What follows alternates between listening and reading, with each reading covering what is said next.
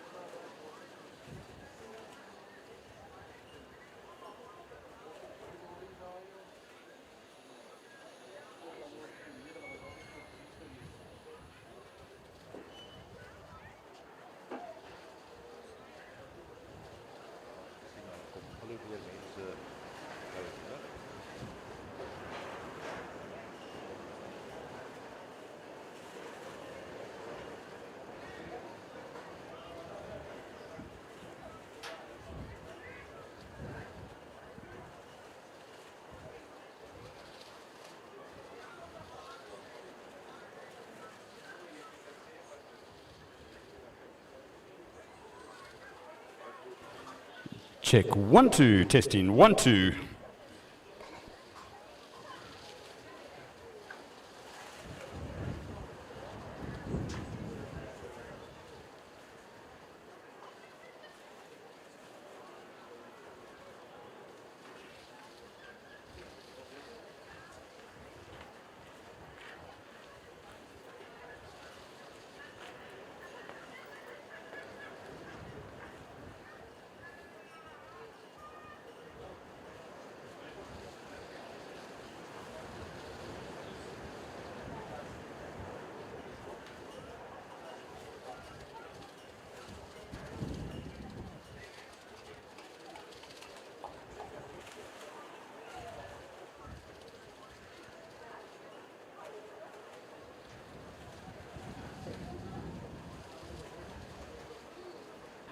Right, folks, from me, Brendan Kelly, it's a very good afternoon. I believe we are live on the air already with the live stream.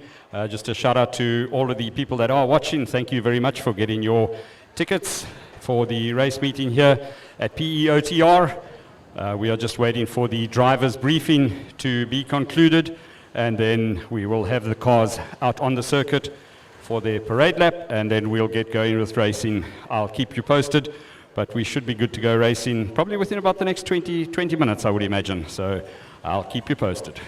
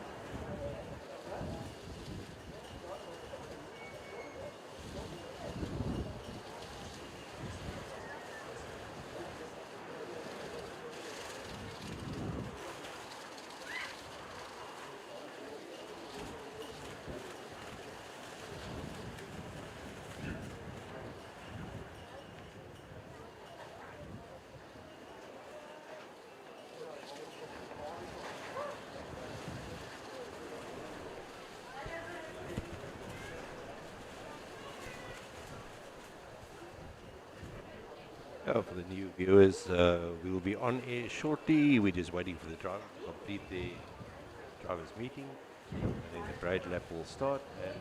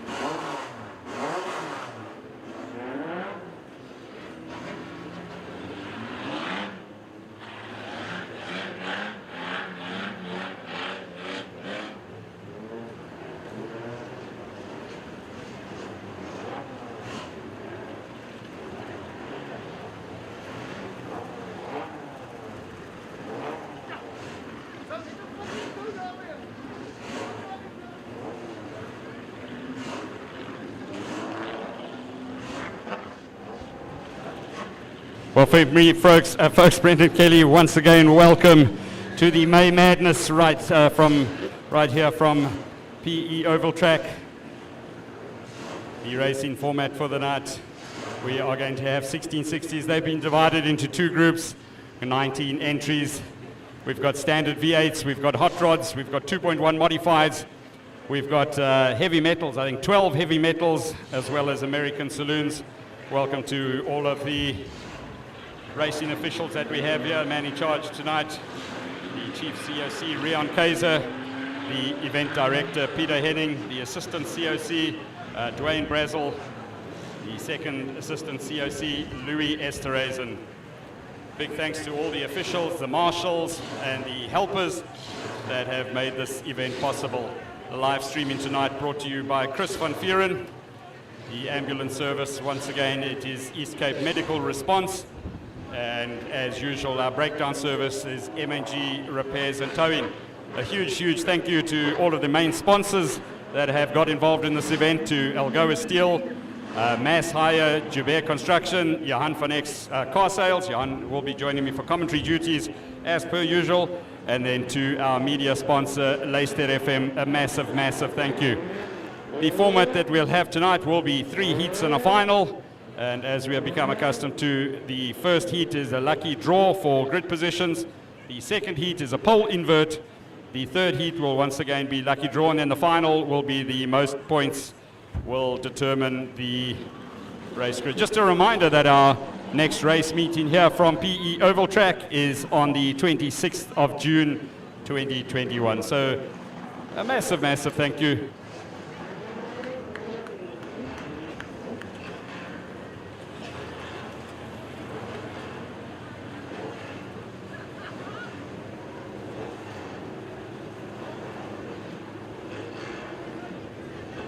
Let's just have a look at start with the 1660 class.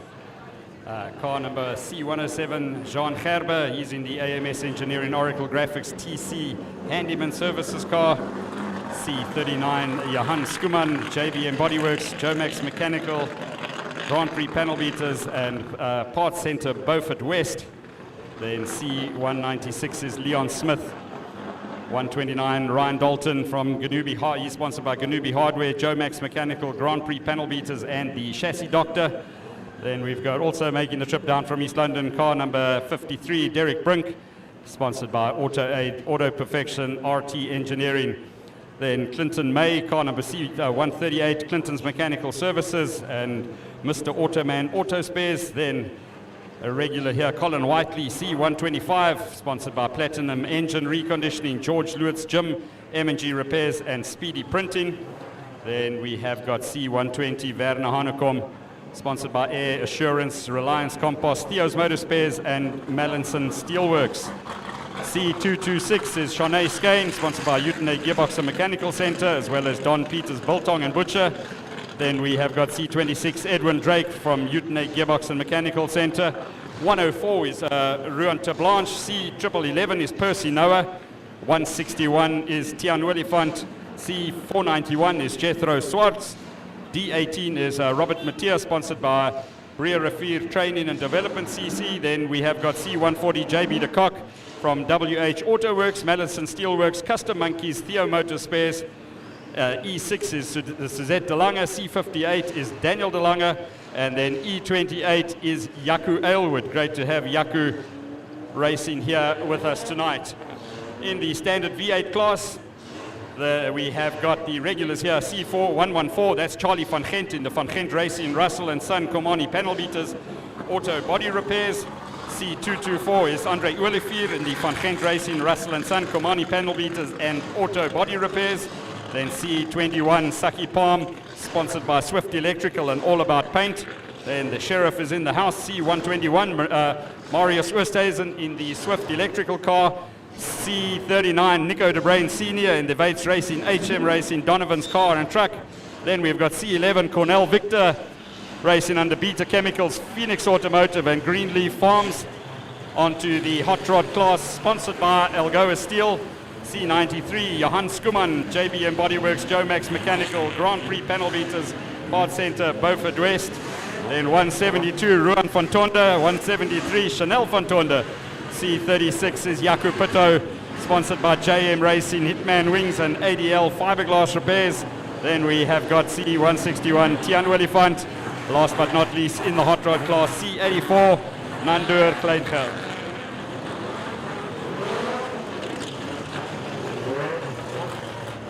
On to the 2.1 modified, sponsored by Midas, Linton Grange. C12 is Zandri Vates, sponsored by Vates Racing, Real Cut Engineering, and the Swift Studio. C147, one of my favorite cars out in the circuit, Daniel Renison, sponsored by Dream Designs, AE Manufacturing, Jacon Security, and Ferrobrake. Then 85, another regular, Malcolm L, sponsored by ONT Motor Engineering, DNS Automotive, All About Paint, and RH Packaging. Then C555, great to have Hendrikus Buerter with us as well. C27, Henties de Villiers, sponsored by Beaufort West Pass Centre, Tretson Boas, Cool Line Tracking, and Sanitize It. Then we have got C64, Niels Vermaak, and he's sponsored by Vermaak Transport and Plant Hire, East Coast Lubricants, CJ Pub and Grill. C10 is Francois Janssen van Vieren, sponsored by John Durke Engineering, JM Racing, MG Repairs and Towing. C702, Claude Skorbinski, sponsored by CSI Service Garage, as well as John Durke Engineering. Then D31, Burger van der Westhuizen, Oppies Bakwerke, J&B Auto Spares. And last but not least, in the 2.1 modified, C4 is Mornay Alberts. On to the heavy metals, once again the man in the C18 car, Steve Antelik. C194 is Andrew Mayring. C91, Philip Victor. He is sponsored by Beta Chemicals, Algoa Jumping Castles, and CB Projects. Then C124, another familiar man here, Raymond Cox, sponsored by Ferrobrake, Proac Engineering, and Lax Off Sales. C76 is Dion Curtin in the Cox Auto Body Works, ED Deliveries, Lax Auto Sales Cars, as our recovery vehicles move off onto the infield. 126 is Jason Drake, sponsored by Utene Gearbox and Mechanical, as well as D&C Motors. Then we've got C70, that's Gerard Kotze in the Seculine security car. C11 is Cornell Victor in the Beta Chemicals, Phoenix Automotive, and Greenleaf Farms car. Then C377 is Vian Jordan. C96 is Danae van Tonda in the DVT Customs for Mark Transport, CJ's Pub and Grill. And then C93, Johan Skuman. C60, Andre Solvagen.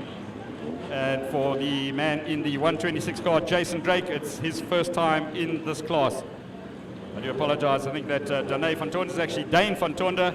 Onto the American Saloons, sponsored by Jabir Construction. C66 is Johnny Bates in the Bates Racing car. C19, Wayne Holland in the Real Cut Engineering. Then we've got C99, Rudolf van Hastian. C35 is James Mansfield in the JM Racing, Hitman Wings, ADL Fiberglass Repairs car. C90, David Jabir, Jabir Construction.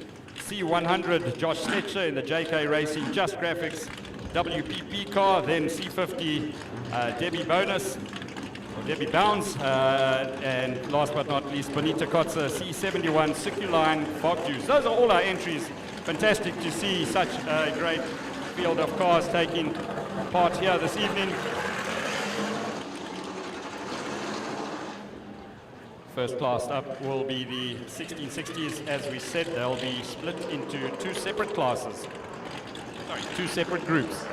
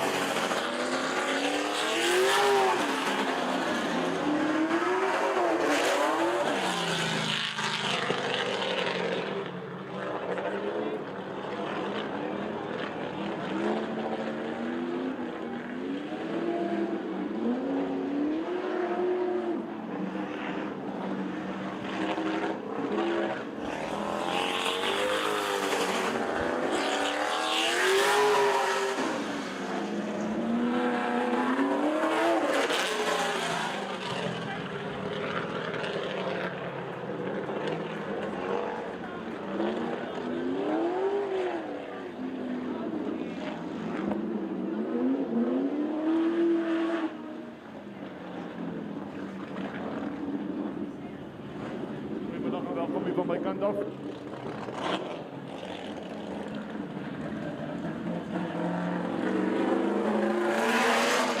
Sorry, goeiemiddag, baie welkom hier van my kant af. Ek sien hier is nog 'n hele paar om te wag, nuwe ouens, nuwe karre. Ouens het nog nie gery het. Ek sien baie vreemde drywers baie lank pas gery het. Baie welkom aan hulle almal. Ek glo julle gaan geniet. Ons weer is nie baie op die tyd vanaand nie, maar dit lyk nie dit gaan reën nie. So ons gaan ons racing klaarmaak. Sien as 'n klop 1660 soos Brendan seker reeds genoem het, daar's dink 18 of 19 van hulle. So ons heel wat karre vanaand hier so behoort goeie racing te hê dwars deur die aand. Van my kant praat later weer. Thank Brendan. Thanks very much, Johan. Yeah, the weather predictions or the forecast, it looks like there is a chance of rain later on. Hopefully it does stay away. They've been threatening rain from 6 o'clock already, but so far so good. See the rain, it moved now closer to 9 o'clock this evening where we're expecting showers. So hopefully we can have a rain-free event here. Waiting for the 1660s to make their way out onto the circuit for race number 1. The 1660 class sponsored by Auto Aid. A massive thank you to Auto Aid for coming to the party and sponsoring the 1660 class. Derek Brink, the man from East London, the little blue Golf out there, he races in the colours of Auto Aid and Auto Perfection, as well as RT Engineering.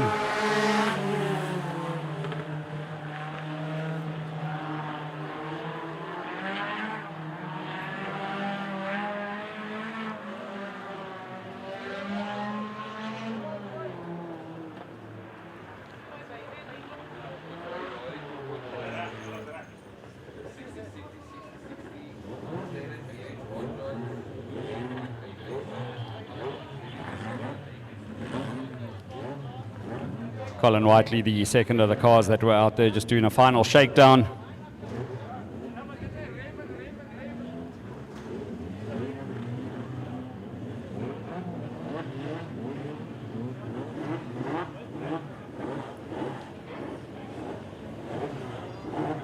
First of the cars lining up, Shanae Skane.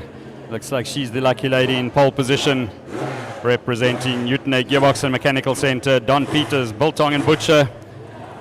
On her outside car, 491, that's Jethro Swartz, the man from East London. Very neat polo that he has got. Man who has certainly made lots of people stand up and take note of his ability so far this season. Colin Whiteley tucked in behind him, Derek Brink on his outside. Looks like the 111 car of Percy Noah might have a problem. Just having a quick word with the COC.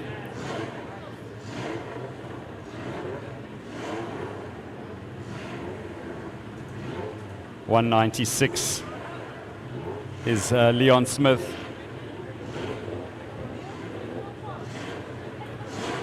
Percy just getting notified that he's in the second group of cars, so he's going to park it on the inside. He's in the next group. As we said, the 1660 has been split into two groups due to the numbers. We had 19 cars entered. I see there has been a withdrawal. Clinton May in the Clinton's Mechanical Services, Mr. Automan Auto Spares car having withdrawn, as well as JB de Kock. So unfortunately, they won't be taking any further part. 104 is out there, that's Ruan to Blanche.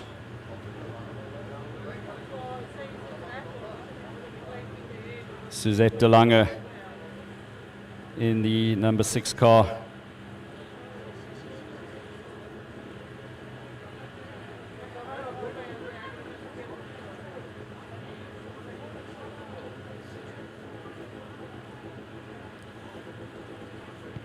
Just waiting for final course clearance from the officials, making sure that everything is all in place. All of the cameras are up and running.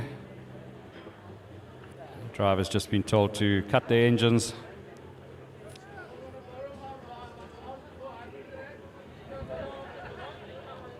Bit of concern amongst the drivers looking straight into the sun down the front straight here as they come around there.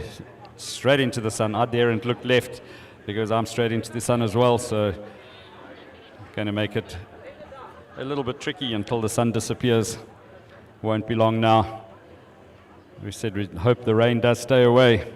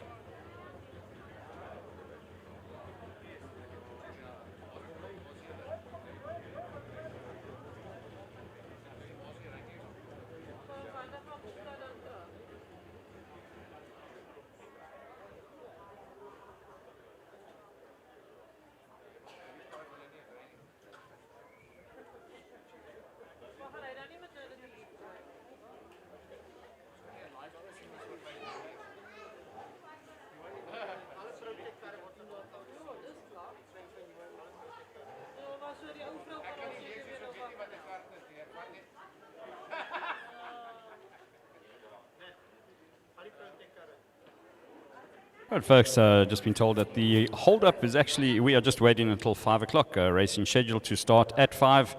So racing will start at 5 o'clock sharp.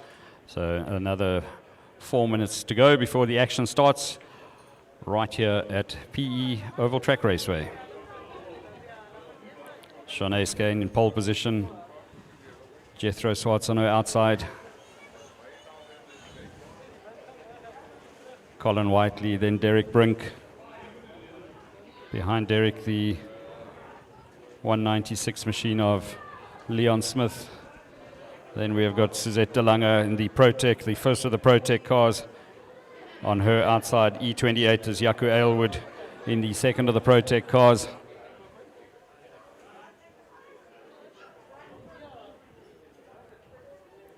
D18 is Robert Mathieu. And on his outside, the 104 car of Round2 Blanche. 9 cars lining up for heat number 1, group number 1 in the 1660 class, probably the most competitive class wherever you go around the country. The 1660s guaranteed to provide lots and lots of action, lots of close racing.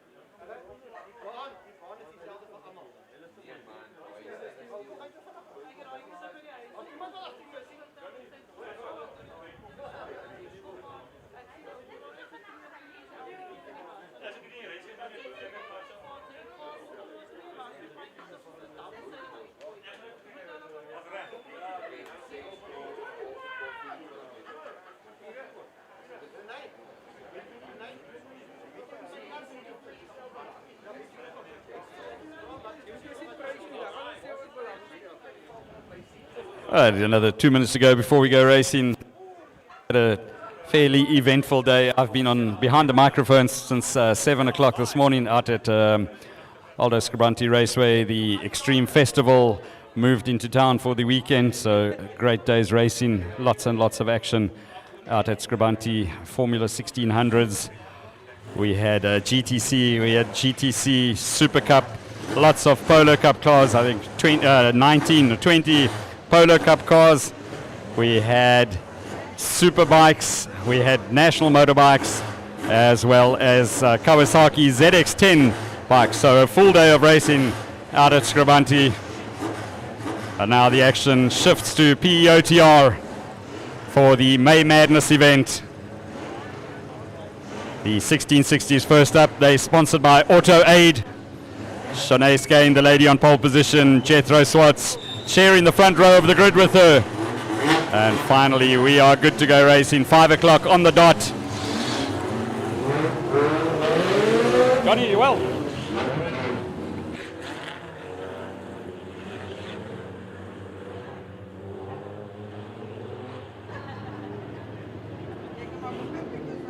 I'm expecting big things here from Yaku Aylward. He's shown what a competitive car he's got, what a competitive guy he is.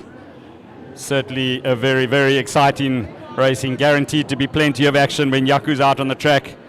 He's got teammate there, Suzette De Lange, in the E6 car, the pink car. Alongside him, waiting for the lights to go out. Shanae Skane leads him away. Jethro Swartz on the outside. Jethro looking for a way around the outside, but it looks like Shanae has got the legs down the back there. She's got the advantage going into the turn. Very giving her lots of space there. Derek Brink getting involved in a bit of argy-bargy. But the advantage there, Colin Whiteley and Shanae Skane just coming together there. So we'll have to go for a restart. We said the 1660s were always full of excitement, and right from the opening lap of the race, good start there from Jethro Swartz, showing that there's quite a bit of grip on the outside, driving around the outside of the pole sitter. Shanae Skane that had the advantage from pole position.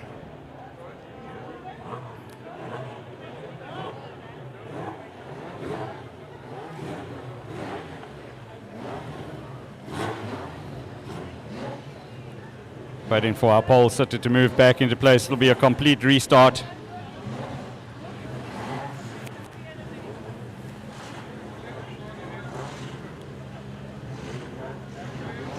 Drivers all going back into their original positions. The 125 car of Colin Whiteley. He had a very decent getaway. Oh. And Colin Whiteley getting punished for the transgression. To the back of the grid he goes. So the number 6 machine of Suzette De Lange moving up a place. So Colin Whiteley deemed to be the transgressor in that incident. Him and Derek Brick came to blows. Unfortunately, Shanae Skane got caught up in the aftermath of that as well. So once again we go under starters orders.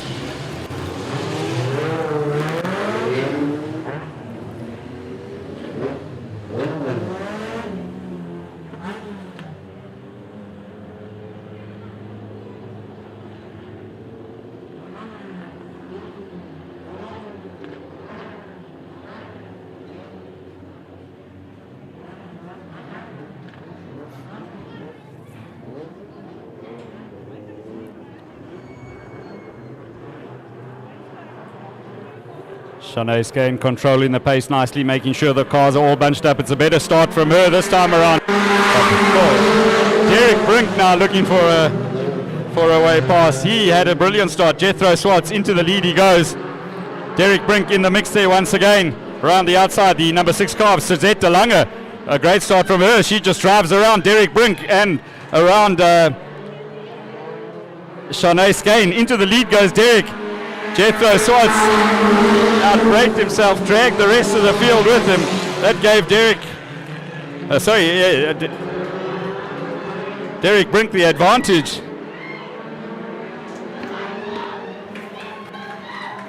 Once again around the outside for Shanae Skane. Oh no, for Suzette De Lange. Suzette De Lange driving around the outside. Jethro Swartz leads them through. Derek Brink.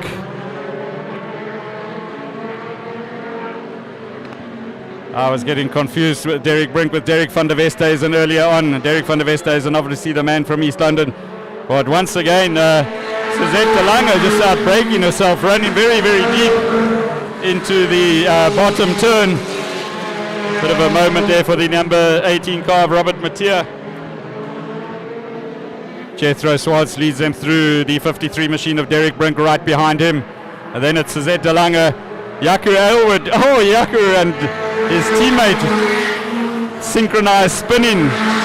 Jaco looking for a way through from that 4th place.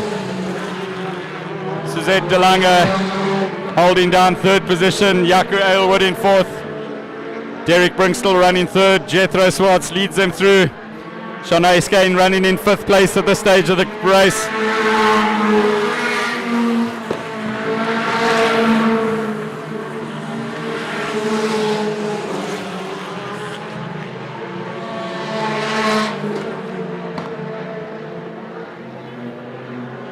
Jaco Aylward having got past the number 6 machine of Suzette de Lange.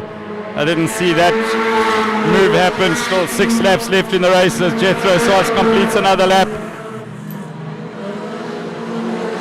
One of the cars there, their back door has opened up. That's the 104 machine of Round2 Blanche. His back door flying, line open at the moment.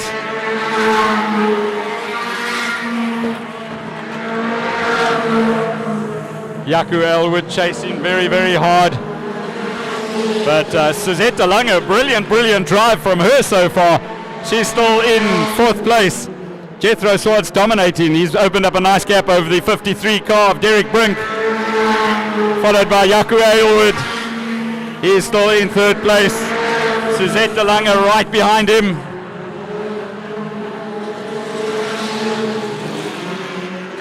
Behind de Lange, it's the, I think it's the 104 car of Round2 Blanche. With 3 laps now left in the race. All about Jethro Swartz in the front. That car of Jaco Aylward sounding really, really good. Motor sounding strong as it comes through here. Suzette de Lange still in 4th place. But a very, very good performance so far from the man that leads the race. From the moment the lights went out, he managed to get into the front. That's Jethro Swartz in the VW Polo. Beautifully prepared car as he goes through on the inside of one of the back markers. Derek Brink still 2nd, Jaco Aylward 3rd, Suzette de Lange in 4th place. The white lap flag goes out. Onto the last lap we go. Nobody got any answers at this stage for the man from East London that's out in front. Jethro Swartz leading things from the moment the race started. Coming through now to take the checkered flag. Jethro Swartz dominates race number 1 in group number 1. Derek Brink is 2nd. Jaco Aylward 3rd. Suzette de Lange 4th. 5th place going to go to Round2 Blanche, and I think it was Shanae Skane in the 6th place. Skane. Well, that concludes race number 1, or for group number 1 in the 1600s. The next group will make their way straight out onto the circuit. We should have, I think, 8 cars coming out in the next group. So, great opening race for us here this evening. Good to see Jaco Aylward right up there alongside his teammate Suzette de Lange. But that race, all about Jethro Swartz. Good performance there from Derek Brink. Derek in the Auto Perfection RT engineering car. Really great drive from him. So waiting for the next of the cars to come out, the second group of the 1660s.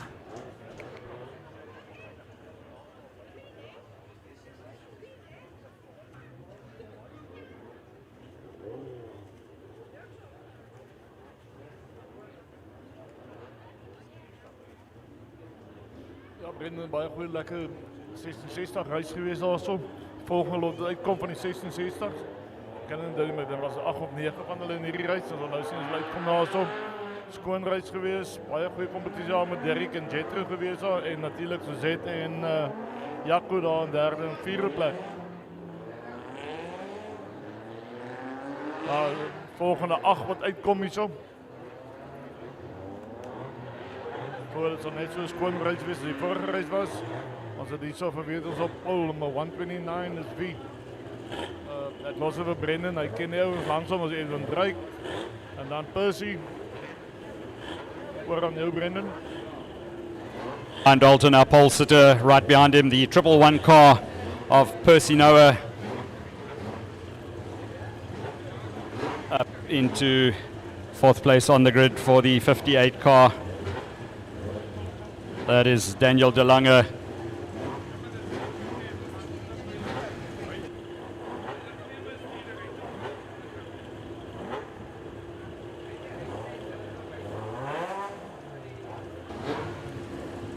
Looking further on back down the field, Johan Skuman. Johan has had a really good season so far.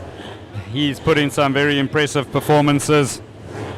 Then we've got the 101 machine. Is it 101? No, sorry, 107. That's Jean Gerber, sponsored by AMS Engineering, Oracle Graphics, and TC Handyman Services.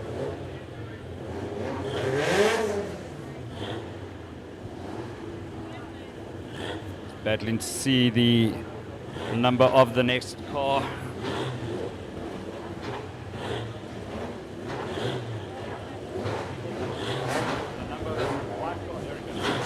The 161 car, that is Tian Olifant. Unusual to see Tian in that car, not the color scheme that we're accustomed to. So 161 Tian Olifant. Missed somebody on the grid there. I think it was. Let's just have a look who I haven't got here.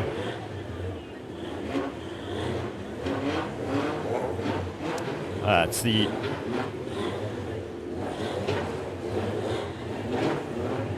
26 car of Edwin Drake. He's on the front row of the grid alongside Ryan Dalton. So off we go. This is group number 2 in the 1660s. Be 10 laps of racing.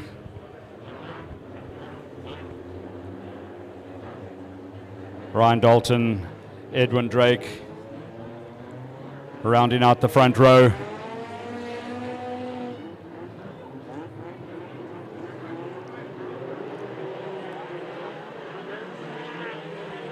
Daniel De Lange, the C58 car, hanging back, and it's a good start there from Edwin Drake. Into the lead he goes. Edwin Drake leads Ryan Dalton second. Dalton under lots and lots of pressure. Still a little bit wet the deeper you go into that corner there. But once again the man on the move there is Jan Skuman.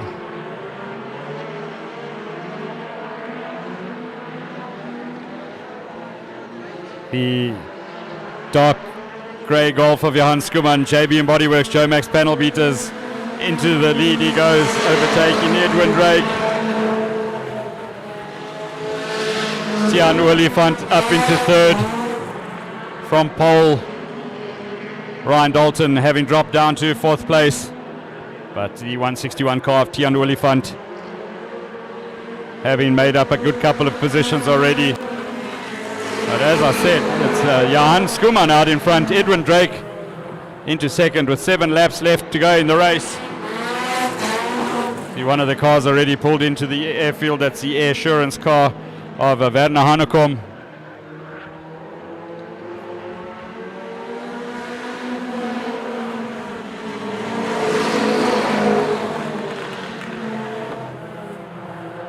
Johan Skuman looking really in control, making it look really, really easy, finding exactly where the traction is around the circuit.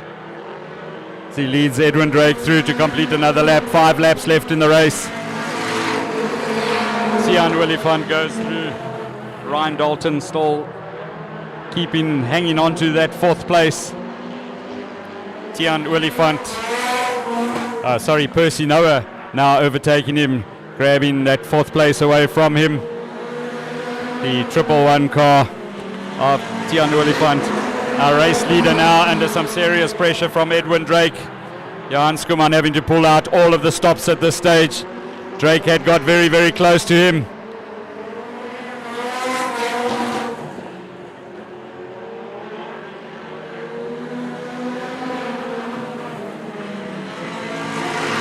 Having a look on the inside.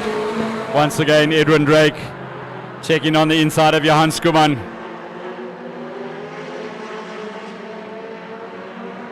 Johan Skuman driving very, very defensively. Got the race in line covered. Good performance as we start the penultimate lap of the race.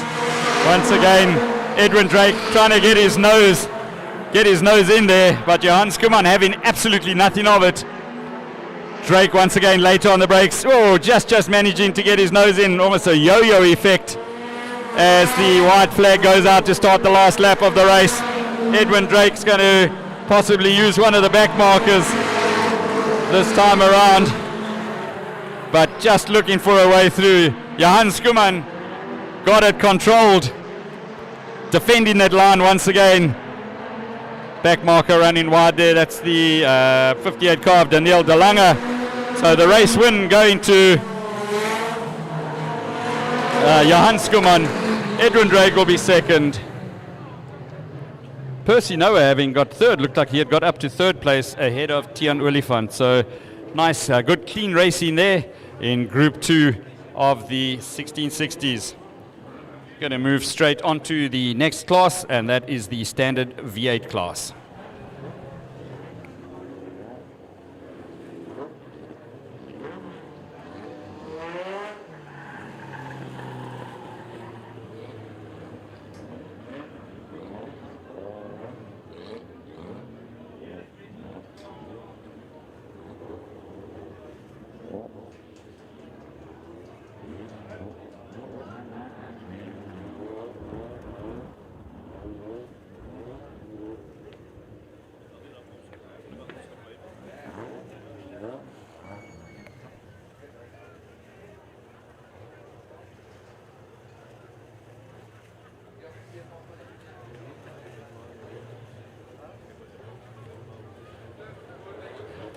Right, waiting for the standard V8s to come out. See the first of the cars coming out there. C114 Charlie van Gent, C224 Andre Olivier, C21 Saki Palm, C121 Marius Oosthuizen, C39 Nico de Bruin Senior, C11 Cornel Victor, and then a slight change here. We've got C60 Andries Olwagen joining the mix in the standard V8s. Man on pole position, Saki Palm. On his outside, he's going to have the 224 car of Andre Olivier. Charlie van Gent slotting in behind them. Then we've got Nico de Bruin Senior. Oh, I see the Sheriff has got a partner, another Mercedes joining the action here. C11, that is Cornel Victor. He's in the colors of Beta Chemicals, Phoenix Automotive and Greenleaf Farms. So the Sheriff has got company. Marius Oosthuizen in the Sheriff car, sponsored by Swift Electrical. And then the last man on the grid, as we said, Andries Olwagen in car number C60.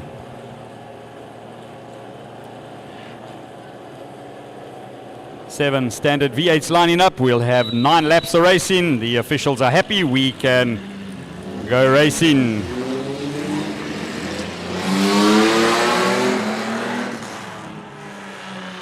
If I was a betting man, I'd be putting my money on Charlie van Gent. He has been dominant so far this season. That left-hand drive Ford Falcon of his beautifully, beautifully turned out car.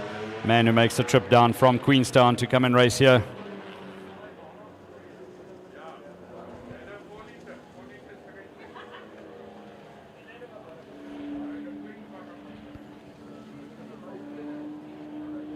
Saki Palm keeping the pace nice and slow, ensuring that the cars are all bunched up, watching, waiting for the lights.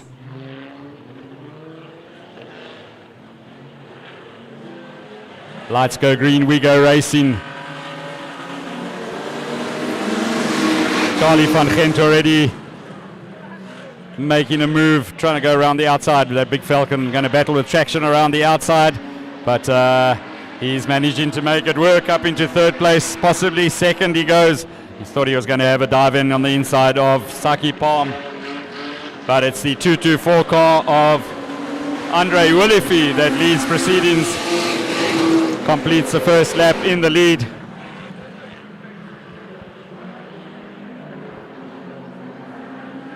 Van Gent, the back of that Falcon, stepping out a little bit there.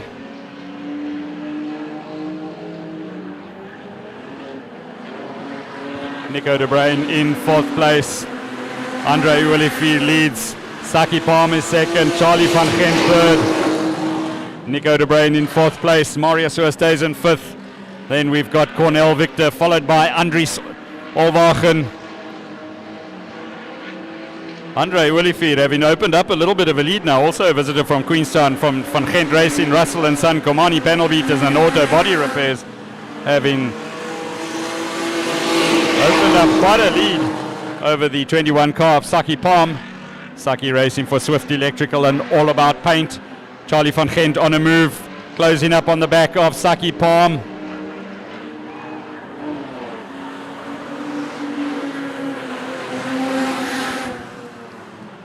Van Gent in third place with 5 laps to go.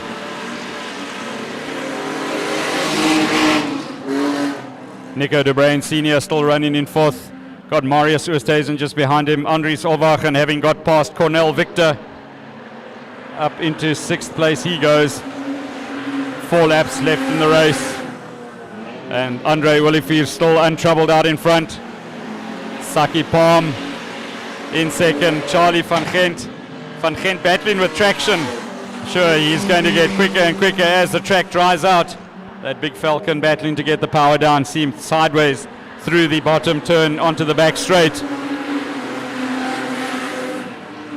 Still early days, a lot of racing still to get through tonight. As Nico de Bruin crosses just ahead of Marius Oosthuizen. Cornel Victor in the Mercedes goes through onto the second last lap of the race, and it is still Andre Willifie that is in control. Saki Palm second, Charlie van Gent third, Nico de Bruin, Marius Oosthuizen, Andries Olwagen, Cornel Victor. White flag once again going out. Last lap of the race. Andre Willifie still leading, Saki Palm second, Charlie van Gent in third. Different racing line there from Van Gent, trying to attack the apex a bit more. Not go too deep into the corner, he knows it's slippery out there. But the checkered flag going out for our race winner. Andre Willifie wins from Saki Palm. Charlie van Gent is going to be third. Marius Oosthuizen with a late charge now over Nico de Bruin. Can he get past him? Nico de Bruin's got it covered. Onto the infield for a moment goes Andries Olwagen. He's going to be sixth. And coming through now in seventh place, it is Cornel Victor.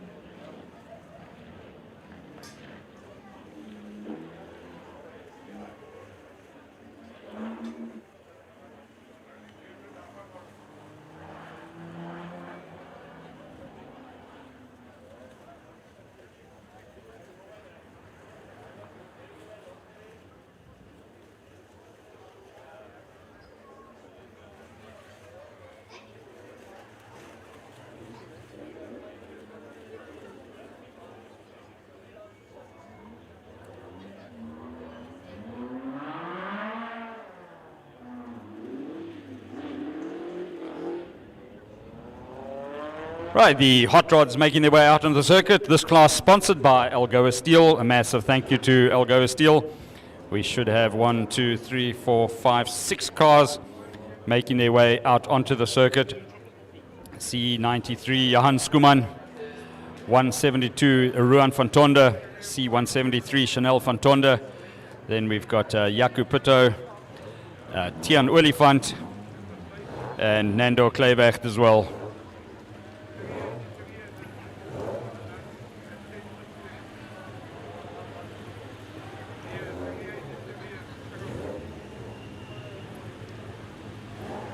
Ruan van Tonder in pole position on his outside. Jaco Puto. Jaco Puto racing the colors of JM Racing, Hitman Wings and ADL Fiberglass Repairs. Right behind him, 161, is Tian Willifant. Then the 93 car of Johan Skuman, having just competed in the 1660s, joining the hot rods as well.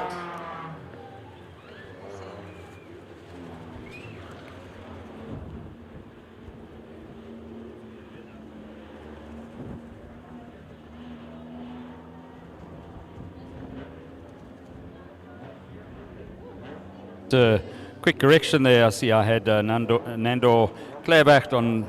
He hasn't made it out for race number 1 in the hot rods, waiting for the lights to go out. Ruan van Tonder, whoa, straight away. Tian Willifant getting too much power down. Onto the infield he goes. So it looks like it's Ruan van Tonder that has got the jump on them. Jaco Puto slotting into second, Johan Skuman third.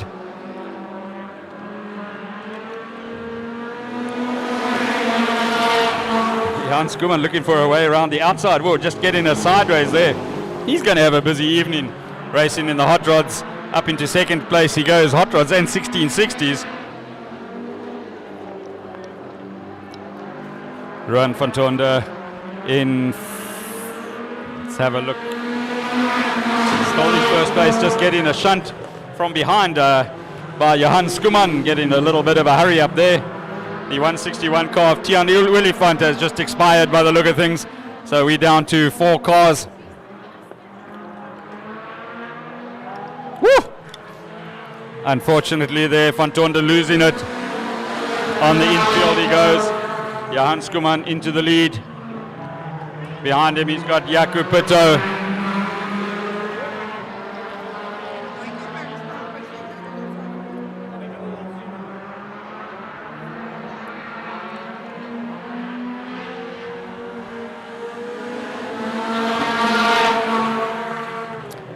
Chanel van Tonder running in third place. The marshals just getting some of the debris off the circuit, bits of cars. I see there's looks like a back wing or a bumper from Ruan van Tonder's car lying out on the circuit. But Johan Skuman in front at this stage. Jaco Puto right behind him, followed by Chanel van Tonder. Trying to come back from the earlier incident. 172's Ruan van Tonder. 2 laps left in the race. Johan Skuman leads. Hard charging Jaco Puto right behind him. Absolutely nothing in it. White flag having gone out. Checkered flag getting ready for Johan Skuman to come through and take race number 1 in the hot rods. Just ahead of Jaco Puto. Chanel van Tonder taking shortcut across the infield. Not too sure what happened there. Piglet number 2. Ruan van Tonder finishes. Chanel van Tonder will be 4th.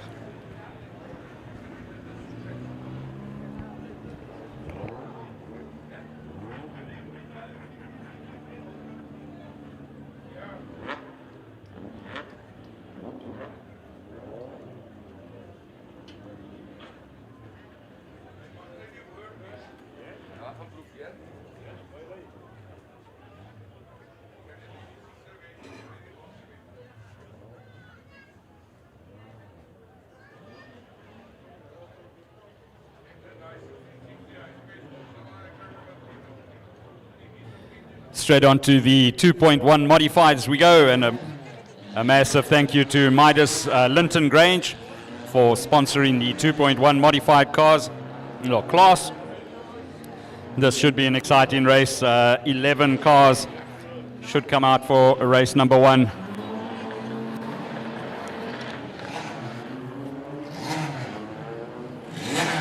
Daniel Renison in the GC diesel car, sponsored by Dream Designs, AE Manufacturing, Jacon Security and Ferro Brake. Very, very popular man. Well known in these areas. Malcolm Else, I see he's already slotted onto the grid as well.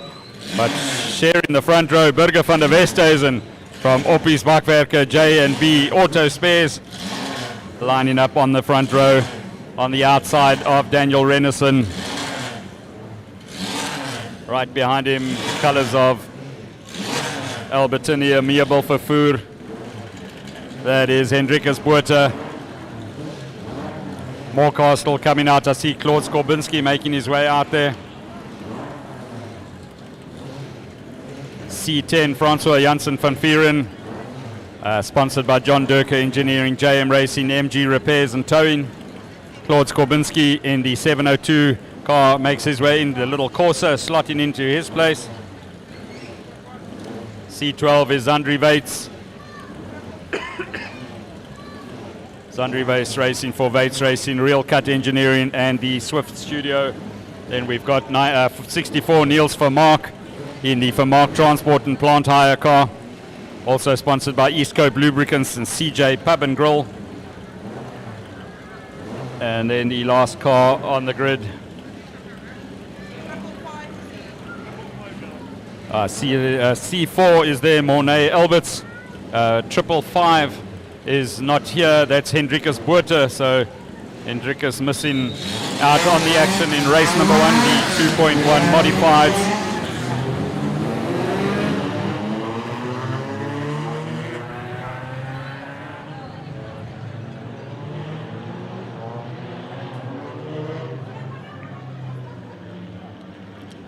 Daniel Renison, Malcolm Else, Hendrikus Botha, Henties de Villiers. These are going to be the guys to watch. Burger van der Westhuizen, I don't know at all, so interesting to see what Burger van der Westhuizen can do. Lights go out, but the official's not happy. It was a good start there from Claude Skorbinski. Very quick on the power.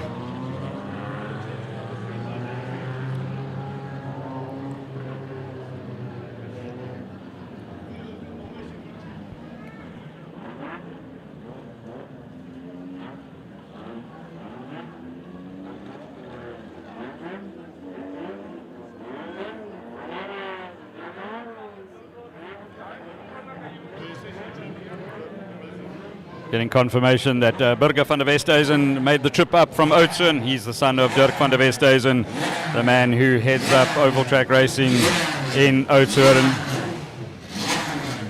Daniel Renison bringing the cars to a standstill on the front row of the grid.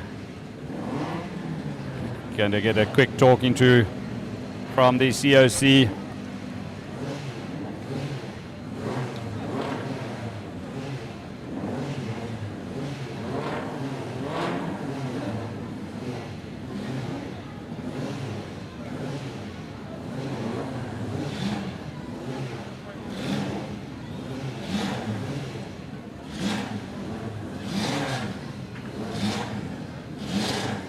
Having a close-up look at Burger van der Westhuizen's car, parked right down below me.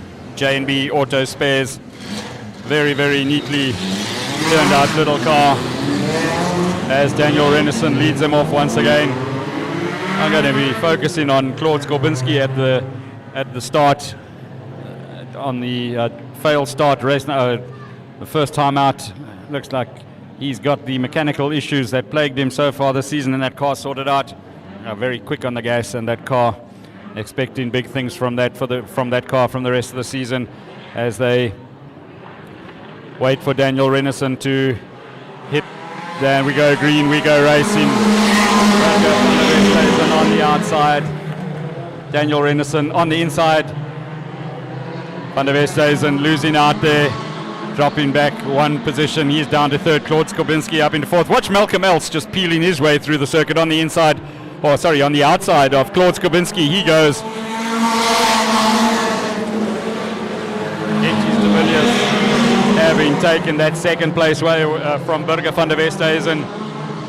So Daniel Renison leads Henties de Villiers, Burger van der Westhuizen, Malcolm Else already up into fourth place. Then we've got Francois Janssen van Vieren in fifth.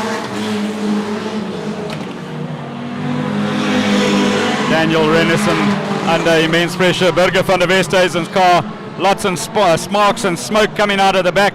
Something saying goodbye in a big way under the bonnet of that car by the look of things, as Daniel Renison leads the 27 car of Henties de Villiers. Malcolm Els, as we said, up into third. More smoke out of the back of Burger van der Westhuizen's car. Heartbreak to have travelled all the way up from Oudtshoorn and to be plagued with mechanical issues on the opening race in your class. This is the 2.1 modified, sponsored by Midas Linton Grange, with 3 laps left in the race. Daniel Renison still leading. Henties de Villiers second, Malcolm Els in third place. Burger van der Westhuizen having dropped back another position. Niels van Mark up into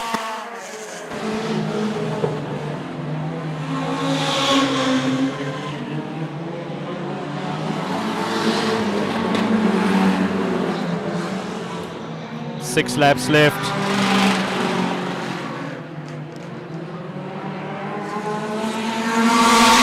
Make that 5 laps now as Daniel Renison completes another lap. Henties de Villiers literally all over the back of that car. Then a bit of a gap, and Malcolm Els running in a lonely third place at this stage. Niels van Mark also in a lonely fourth place. Bit of a procession. Then there's a lot of action further on the line. Burger van der Westhuizen ahead of Mornay Alberts. Claude Skorbinski in the mix there as well as Francois Janssen van Vieren. Van Vieren, he's lost a good couple of positions. Lots more sparks flying out of the back of Burger van der Westhuizen's car as he came through on that lap onto the infield, retiring the car. That's Zandri Bates. Unfortunately, Zandri retiring the car with 3 laps left. Burger van der Westhuizen comes through the second pack. Lots of action down the field. A bit of a bump there for Daniel Renison from Henties de Villiers, getting him to get the hurry up. Malcolm Els has closed up on the lead pack. They've been so involved in their own fight. It's given Malcolm Els an opportunity to close up a bit on them on the inside. Henties de Villiers looking for a way through again. Not too sure where to watch the action at this stage. Right up in front or further on down the field. The white flag has gone out. White flag already out. So, yeah. Oh, contact finally. Claude Skorbinski and Francois Janssen van Vieren making contact there. But now taking the race win. Very good performance from Daniel Renison. Henties de Villiers will be second. Malcolm Els third. Then I think it was the 64 car of Niels van Mark that came through next. So unfortunately, Claude Skorbinski and Francois Janssen van Vieren getting entangled. But phew, action-packed, heavy-paced race there in the opening race in the 2.1. Johan, some plenty action there. Daniel Renison really looking impressive. Ja, Brendan, het was een baie opwindende reis geweest hier. As jy kyk tussen Henties en Renison daarvoor. Het kon enigiets se reis geweest het, maar Renison in die hek bly toe daar so, en as jy kyk na agter waar gebeur het met Mornay Alberts, ek dink nommer 04 en Burger ook 'n goeie reis geweest. So ja, dit was baie interessant geweest. Ons sien die volgende is die ouens wat Paul en Bert draai, dan sal ons sien wie's waar dan. Ons kyk vorentoe. Hoop die ouens is ry daar onder Skabanski en Francois daar gehakke daar ja. Like both drivers out the car, they A-OK. Ambulance going to make its way back into its place. Hopefully we won't see them being very busy tonight, along with the recovery vehicles. The next class that we will have up as soon as the cars of Skorbinski and Janssen van Vieren have been moved off the circuit will be the heavy metals, and the heavy metal class tonight sponsored by Mass Hire.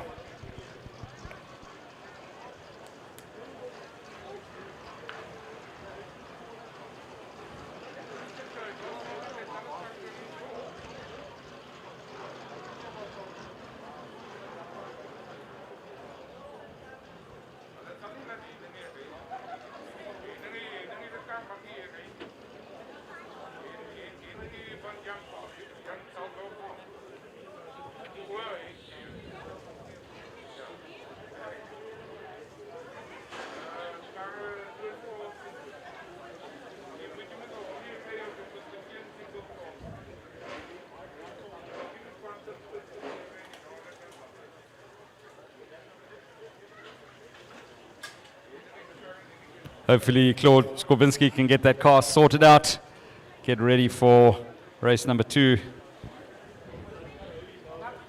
Still an early evening, just having a look at the front of the car.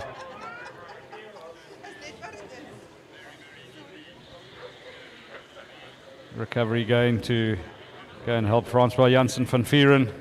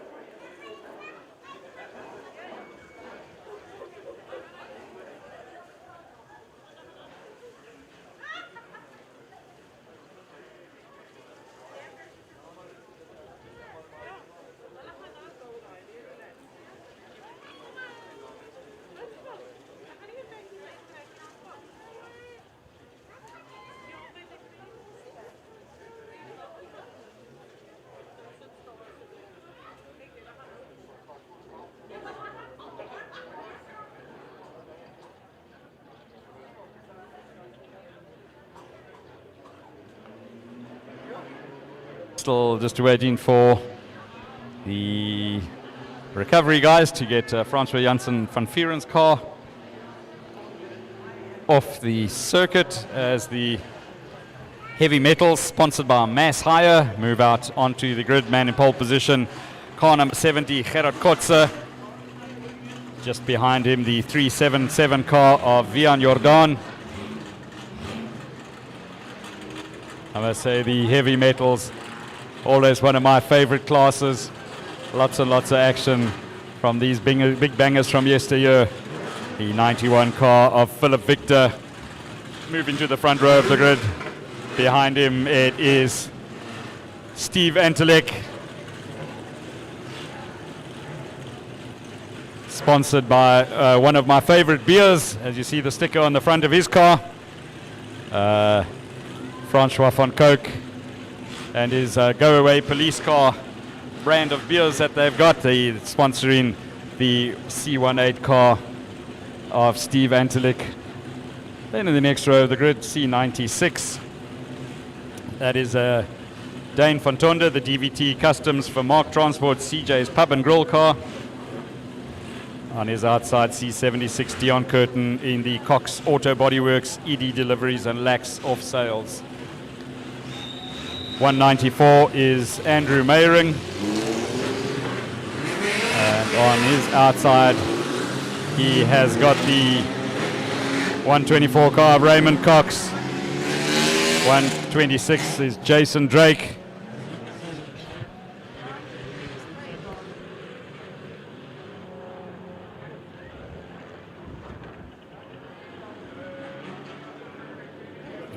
Moment of confusion there as I saw Eddie Banks' car coming out there, but I believe it's Johan Skuman that is driving the C.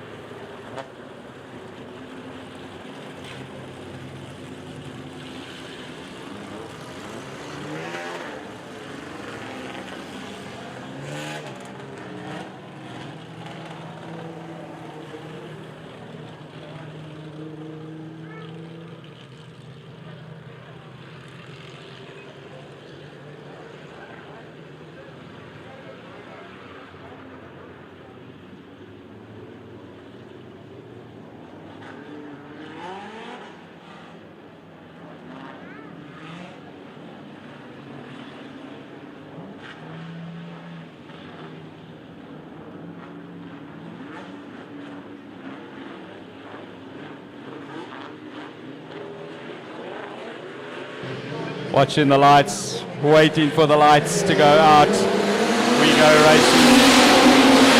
A good start there from Gerard Kotze, maintaining his line as he goes through, forcing the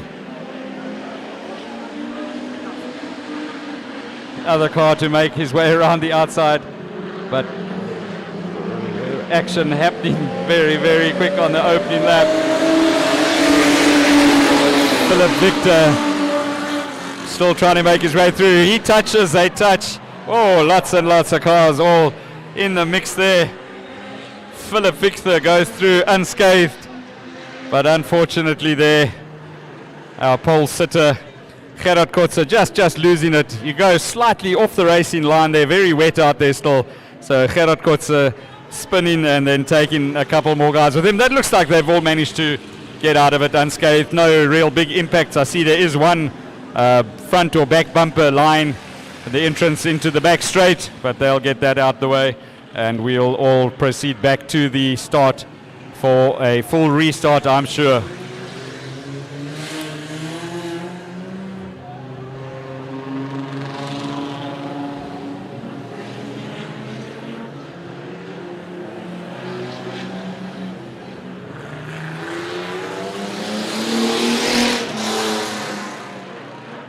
See Steve Antelick carrying a big dent on his driver's door. I don't know if it was from the opening lap of the race or if it's an old war wound that he's carrying on the car already.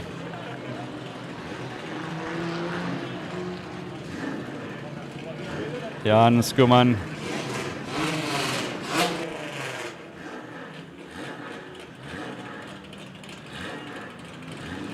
Jan Skuman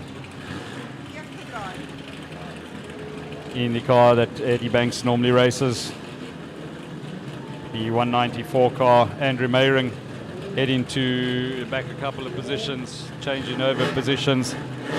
Officials just making sure that they all get back into the original positions for a full restart.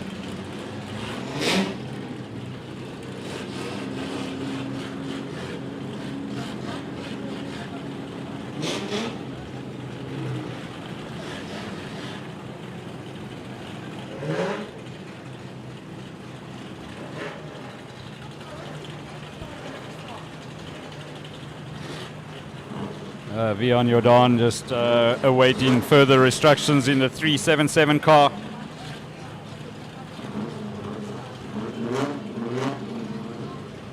Gerard Kotze, the man who was on pole position, needs to make his way to the front.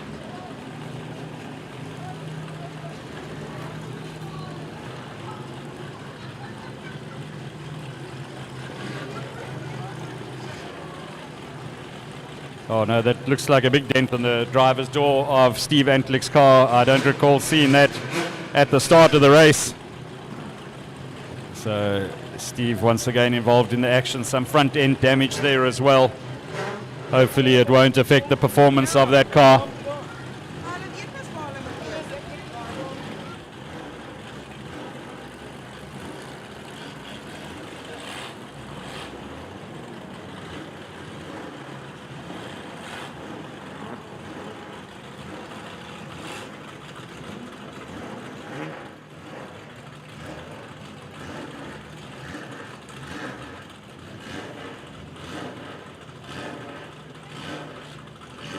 All right, Gerard Kotze, our pole sitter, getting back into his place. Vian Jordan on his outside. Then we've got Steve Antelick. Then Dion Curtin. Guys still unsure about where they should be on the grid. Raymond Cox in the 124 car.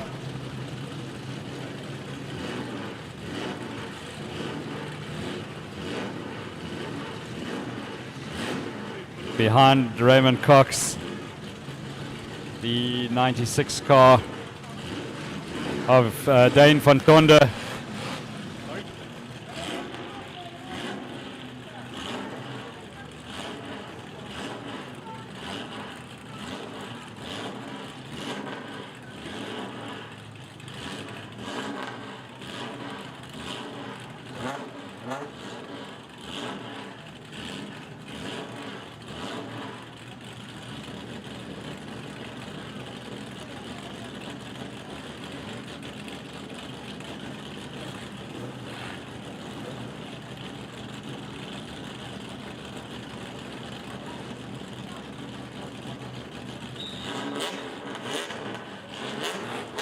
shorty. It looks like the 91 car of Philip Victor that has parked on the infield, as well as the C70 car of Gerard Kotze. Unfortunately, Kotze also now withdrawing. So already on the opening lap, we've lost 2 of the vehicles. So 2, 4, 6, 8 cars left.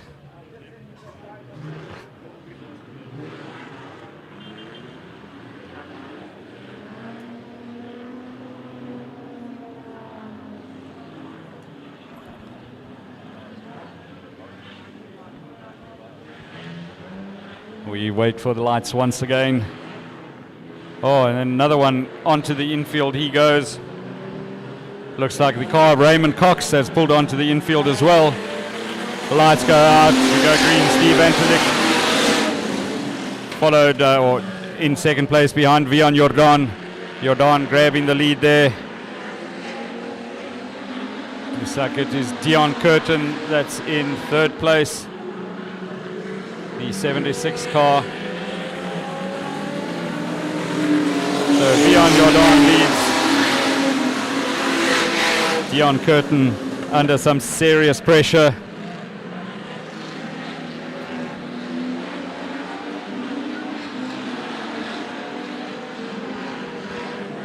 Steve Antlik still running second. A warning flag going out to one of the drivers. Dane van Tonder having slotted into fourth place behind the 76 car of Dion Curtin. Steve Antlik in a lonely second place at the moment, as Vian Jordan just opens up the lead on every lap. He's just getting further and further away. Steve Antlik having to push really hard now because he's got Dion Curtin and the 96 car of Dane van Tonder putting pressure on him. Johan Skuman making up a place. He's moved up a position.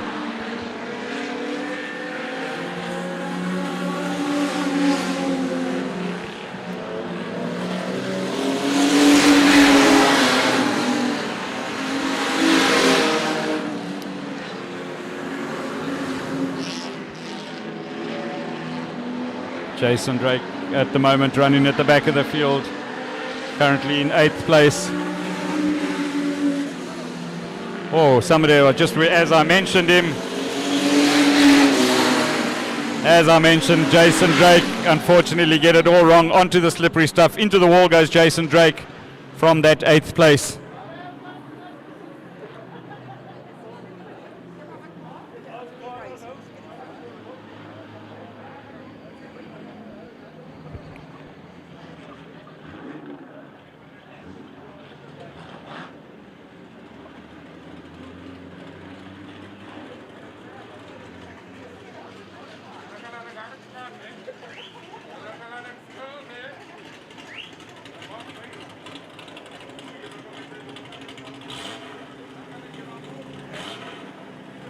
Jason Drake is out the car. He's A-OK walking back across the circuit.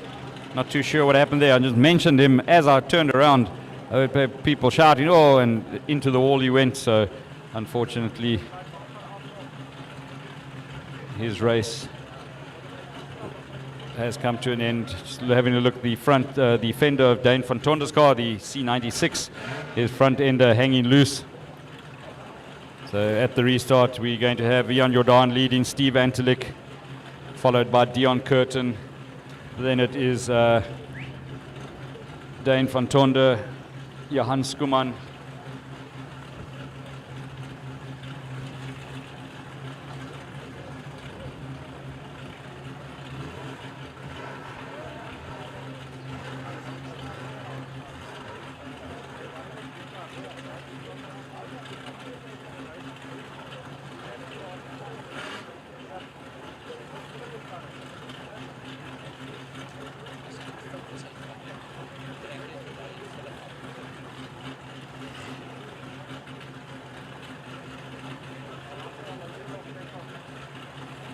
just having a look at the angle of the car, Jason Drake's car, the angle that it's standing, looks like there's some serious front end damage to that. So not too sure if we'll see that car taking any further part, as Dane van Tonder's car loses a couple of fiberglass parts, just his front fender getting removed there. It was hanging onto the circuit. So the officials just making sure any loose parts are quickly removed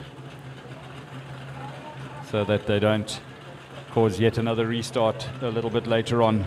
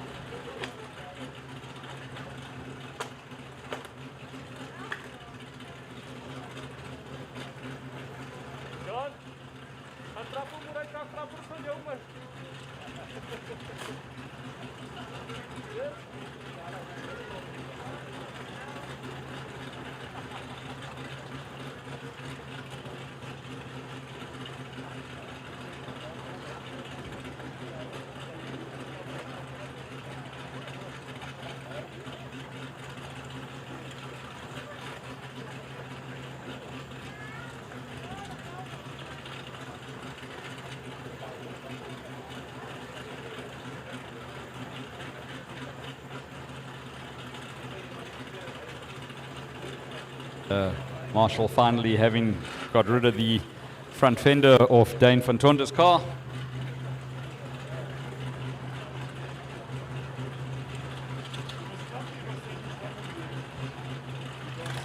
That's the 126 car of Jason Drake getting towed onto the infield. You can see there is substantial damage, so I doubt we'll see that car taking any further part tonight.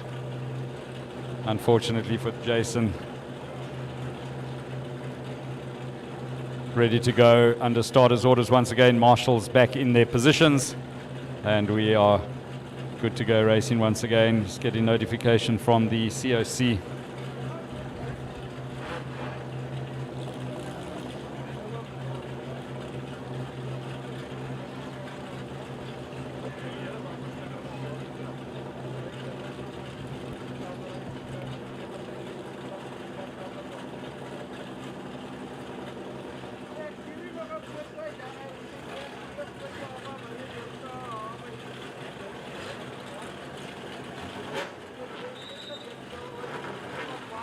Rian Kaiser, the man in the hot seat tonight, the chief COC assisted by Dwayne Brezel and Louis Esterhazen, as we once again go under starters orders in the mass hire heavy metals class.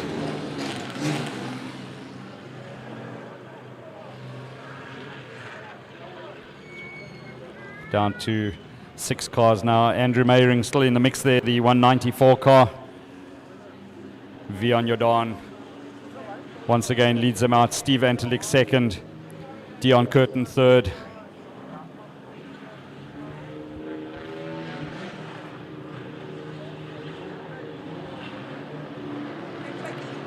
Dane van Tonder in fourth place. Jan Skuman, green lights, we go racing. 3 laps left in the race. Certainly has been a race of attrition. Just have a look at the amount of cars that are parked on the infield at the moment. But Vian Jordan, straight away, the moment the lights went out, just opened up that lead over Steve Antelik.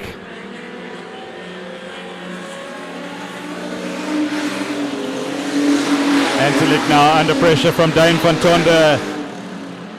Dane van Tonder, as well as the 76 car of Dion Curtin. Curtin running third, van Tonder fourth. Van Tonder late on the brakes, tucking in behind. Dion Curtin, Antelik, Curtin, Van Tonder go through. Lots of dust getting kicked up as they go past us on the main straight. The 194 car now expires. That's Andrew Meyering having parked on the infield. So we're down to 5 cars, and Steve Antelik under lots of pressure. He's run very wide. Hopefully he hasn't picked up a problem, but obviously something's gone wrong there. So from the second place he goes. Showing that we've still got 5 laps left in the race, so I thought it was down to 3 earlier on. Still 5 laps left in the race. But the man that everybody is just watching disappear to the front. Vion Jordan, the 377 car, 76. Dion Curtin second. Steve Antelig going, but that car sounded like it's possibly got gearbox issues there. Just going through the gears quickly to see what's happening. Dane van Tonder now on the back of Dion Curtin, looking for a way past. Antelig just going to keep it going to make sure that he gets some points. Johan Skuman is going to be mixing it up with our race leader very, very soon, with 3 laps left in the race, down to 2 laps left in the race now. Antelig runs wide, Johan Skuman through on the inside, but it's the man that leads that's going to be coming through now. That's Vion Jordan. He's had a dominant race so far. He goes through on the inside of Steve Antelig. He's chasing down the back marker now. Johan Skuman racing the Eddie Banks BMW.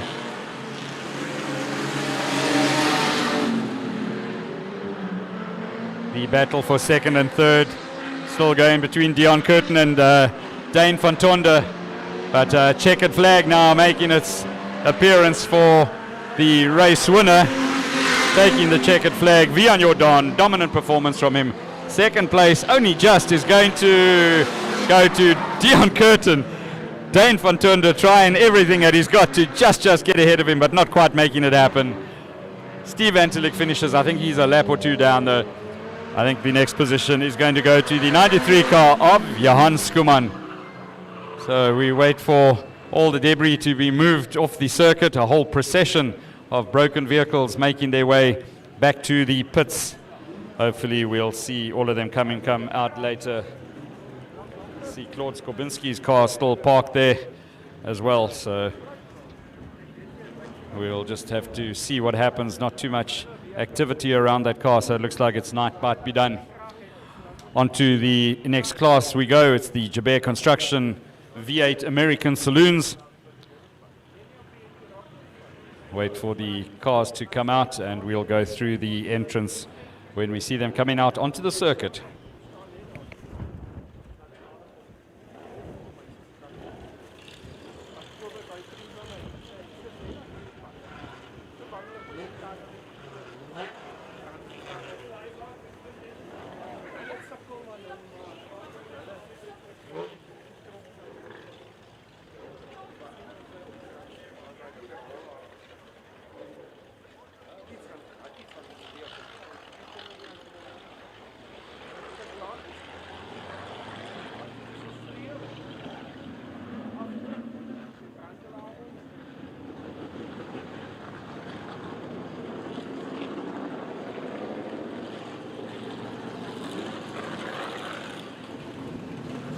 First out car, C50, Debbie Bounds, C35, James Mansfield, C66, Johnny Bates, the 99 car of Rudolf van Haastien, having just gone past us as well. 100, that is Josh Sletcher, 71, Benita Kotze, Wayne Holland in the mix, and C90, Davy Jabert.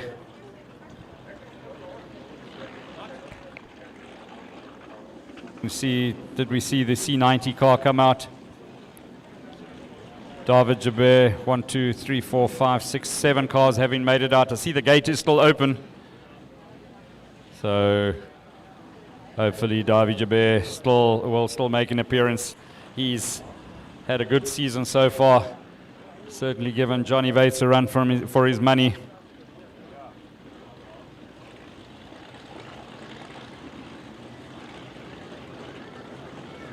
Two ladies in this race, Debbie Bounds, Benita Kotze.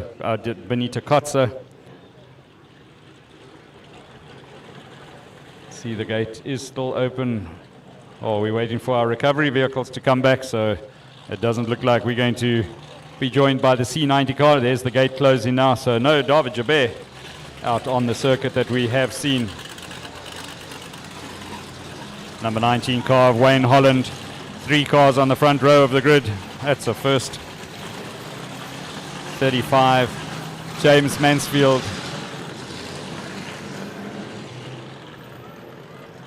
Going to have 9 laps of racing in this, the Jabez Construction American Saloon class.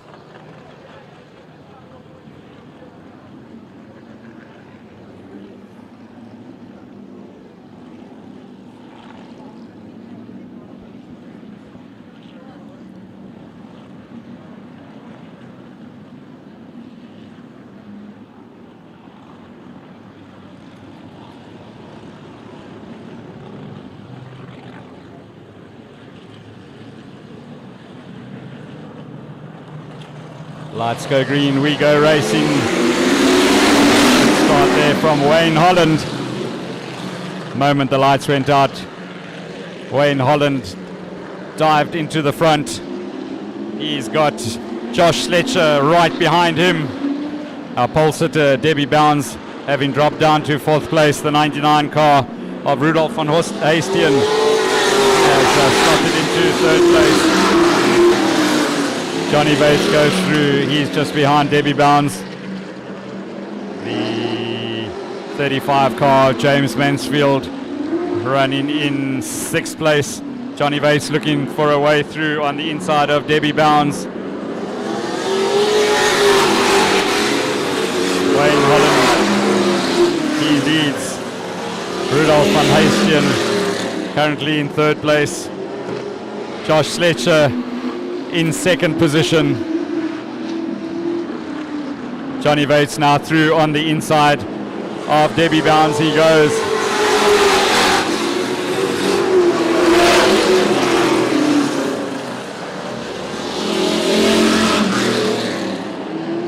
The 71 car of Benita Kotze sounding really, really good as she came through. But the action happening in the front between the number 19 car of Wayne Holland and Josh Sletcher. Sletcher looking for a way past. Wayne Holland doing everything in his power to keep him behind him, having to drive very defensively. Rudolf van Hastian still in 3rd place. Johnny Waits having made his way up into 4th place.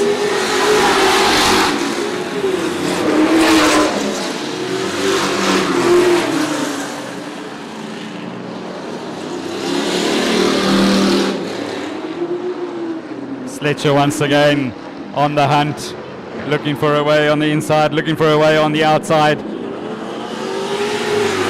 Yellow flag. Oh, we've got a spinner down the field there. It looks like it's Rudolf van Hastian. Is it the 99 car? No, it's the 35 car of James Mansfield that has come down the bottom end of the circuit. So yet another restart. First of the restarts in the American V8 class tonight. But good performance so far from Wayne Holland. He's had to do everything he can to keep the 100 machine of Josh Sletcher behind him.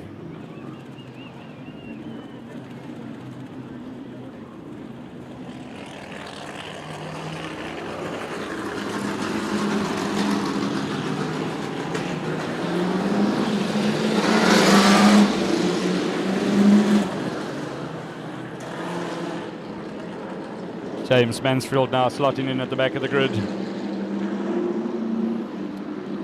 7 cars still running. Only man didn't make it out in the circuit was David Jabez. Waiting for the lights once again. Lights go green. Rudolf van Hastian, a man in a hurry. He was just giving the 100 car of Josh Sletcher a bit of a hurry up down the main straight. But Wayne Holland once again in front and in control. 4 laps to go as they come through.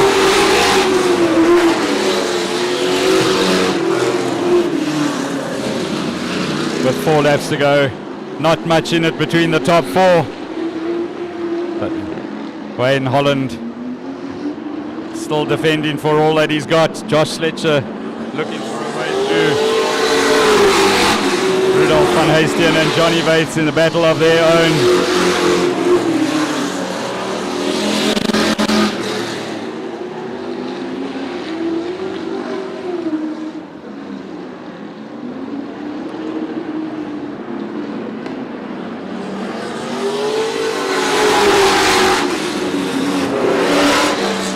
onto the second last lap of the race. Big flames coming out of the back of the fourth place car, Johnny Bates. Wayne Holland still in control. Josh Sletcher still second. Rudolf van Heestien still third. As we start the last lap of the race. Sletcher hard on the brakes there. He's trying for all that he has got to get past Wayne Holland, but Holland having things go all his own way at this stage. Coming through to take race number 1 in the V8 American Saloons. Second place going to go to Josh Sletcher. Third place, the 99 car, Rudolf van Heestien. Johnny Bates will be in fourth place. I think it's James Mansfield fifth. Then the C50 car, Debbie Bounds, in sixth, and Benita Kotze in seventh place.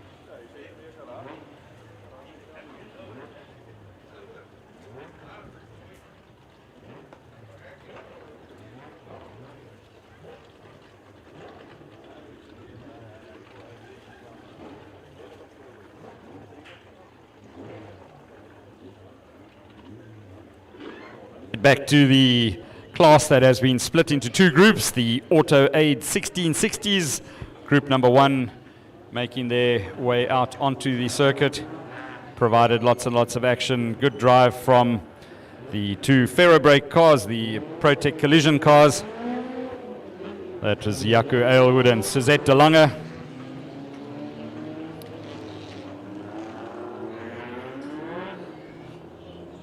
This time round we will have a pole invert for heats number 2. So first in pole position, car number 104, that's Round 2 Blanche.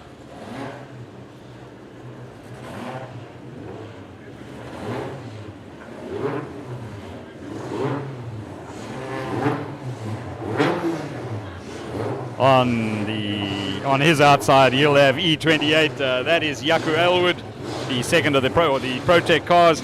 Next on the grid, third place, that's Suzette de Lange, the second of the Protec cars. On her outside, 196.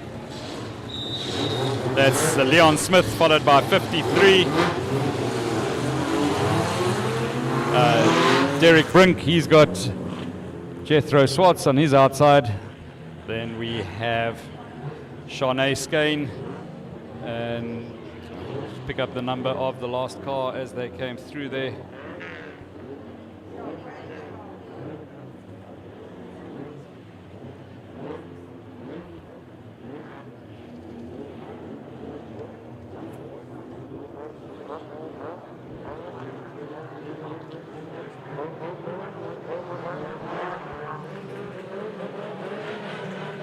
Watch. Jaco Aylwood on the outside, straight into the lead. He goes, can he make it stick there? Goes round the outside. Jaco Aylwood not quite making, but I'm sure into the second corner. He'll make it work there. 104, Round 2 Blanche on the inside. Jaco Aylwood's been pushed very deep. The loser in this one, Suzette de Lange, goes through, as well as Jethro Swartz. So Jethro Swartz has managed to get ahead of Jaco Aylwood. This is going to be interesting now. Suzette de Lange goes wide. Jethro Swartz through on the inside of her. Late on the brakes for Jaco Aylwood. But it's Round 2 Blanche that has opened up a nice little lead over Jethro Swartz. Then we've got Suzette de Lange. Then it's Jaco Aylwood. Aylwood now getting through, back up into that third place, but once again overdoing it, just overshooting it, letting the 53 car of Derek Brink through on the inside. So Jaco Aylwood just going into the corners, too heavy at this stage, too heavy and too hard. as the race leader opens up a bigger lead. Round to Blanche, he's got Jethro Swartz charging hard in second place. Derek Brink third, Jaco Elwood fourth, Suzette Lange fifth. Then it's the 196th car of Leon Smith that's running in seventh place.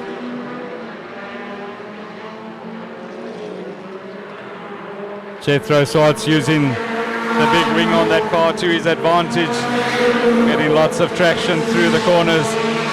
But that little 104 Golf of Round to Blanche keeping him totally honest.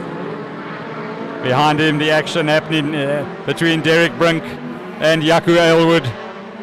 As I mentioned earlier, whenever Jaco Elwood's out on the circuit, there's bound to be plenty of action.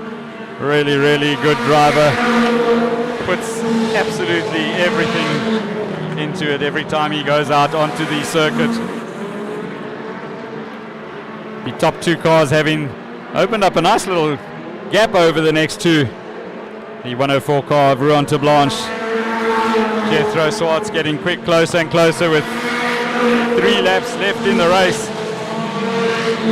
Once again, a different line there for Jaco Elwood as he tries to get his way past the third place man, Derek Brink.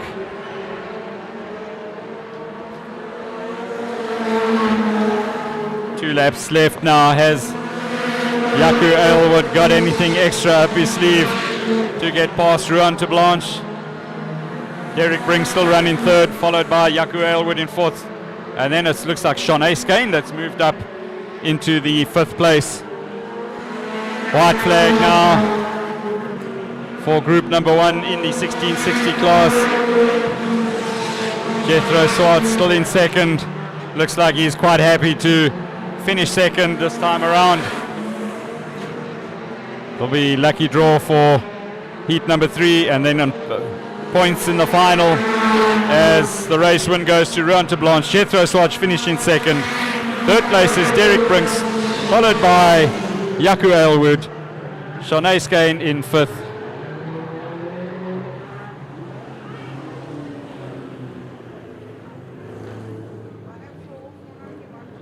Then it was the 196 machine of Leon Smith in sixth place. So some good racing there in group number 1 of the Auto Aid 1660s. Another good drive there from Jethro Swartz. But this time around, Round to Blanche coming out on top. A very, very good drive from him. From the moment the lights went out, he had that battle in the first couple of corners with Jaco Elwood, but Jaco just out braking himself into the bottom corner, letting a couple of cars through on his inside, and then just having to play catch up from there on in. So we're going to wait for the second group in the Auto Aid 1660s to make their way out in the circuit. Should be 8 cars once again. We'll call the numbers as they come out.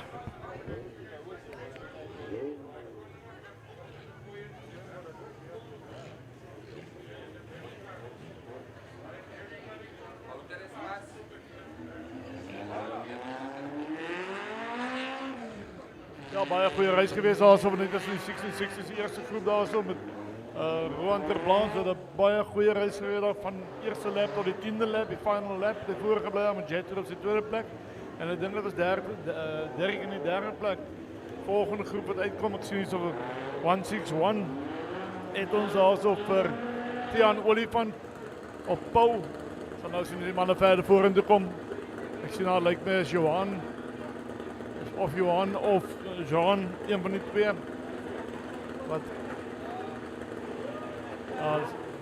Johan Skuman nou so in die derde plek. Agter Johan het ons also vir Denno, dan Edwin, Jean Gerber. En hier nummer 2 het ons Percy Nouwen, nummer 111. Agter Percy het ons vir Ryan, ek dink is Ryan Delton. Ja, en dan daar agter Werner Hannekom. Wordt een goede, interessante reis te wees hiersom. Ook 8 karren in die reis, so lijkt mij allemaal as zien.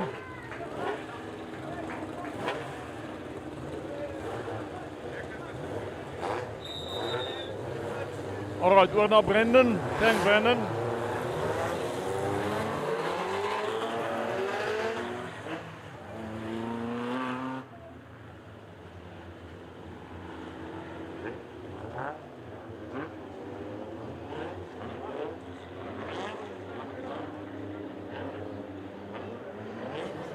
Tiaan Olifant, the man, pole position. Johan Skuman on his outside. This is going to be an interesting start.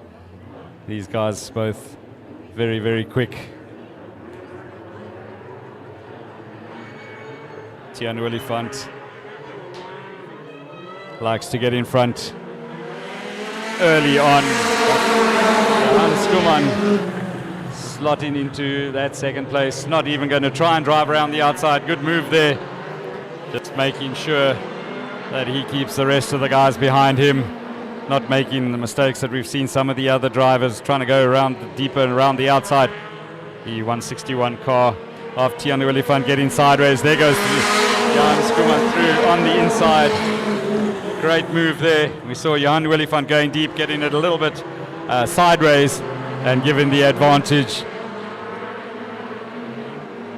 to Johan Skuman to go through on the inside.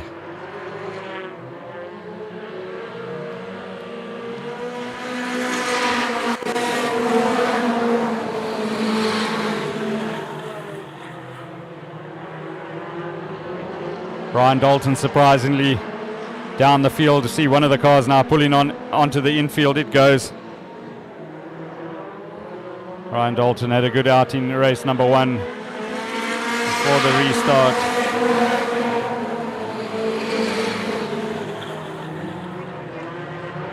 Daniel De Lange in 3rd place at this stage. Percy Noah running 4th.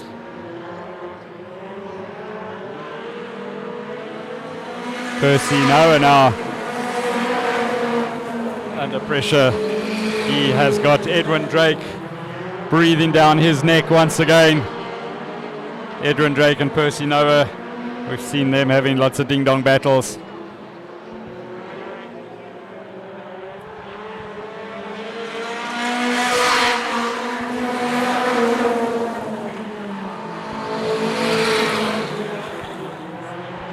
Oh, Johan Skuman, unfortunately, the 93 car from the front, or 2nd place, he was running 2nd, unfortunately pulling onto the inside. So Tiaan Olifant now in front and in control.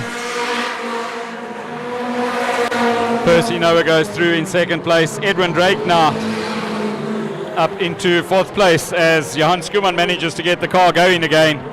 Not too sure what went down there, but he's got it going once again.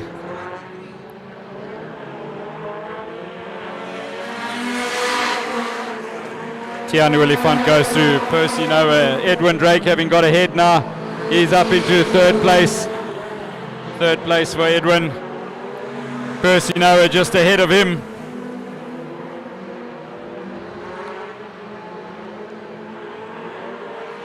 Daniel De Lange, Edwin Drake now on the inside. He goes through on the inside of Percy Noah. Noah tries to fight back, but just not managing to get through. Tiaan Olifant just in control completely. White flag now going to go out for him to start the last lap of the race. Edwin Drake 2nd. Percy Noah 3rd. Daniel De Lange 4th.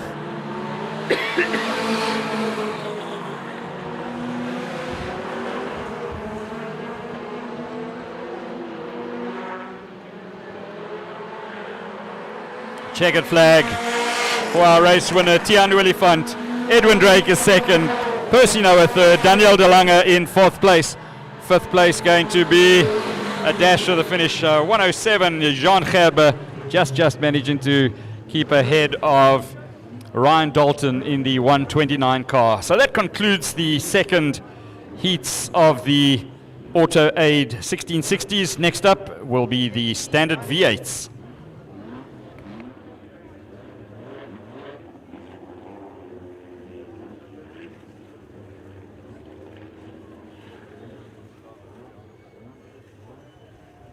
Ja, nog een 1600 interessante race geweest also.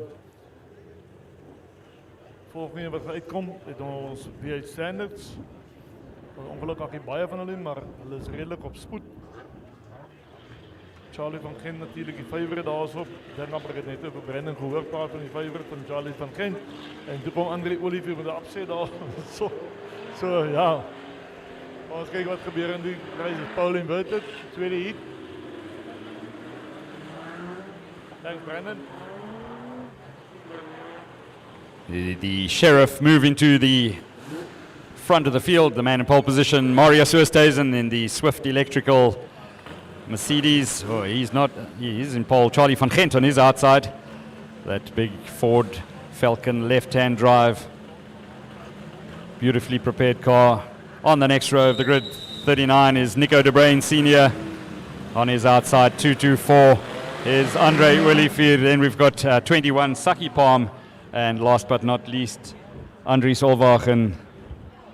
So 6 cars having made it out.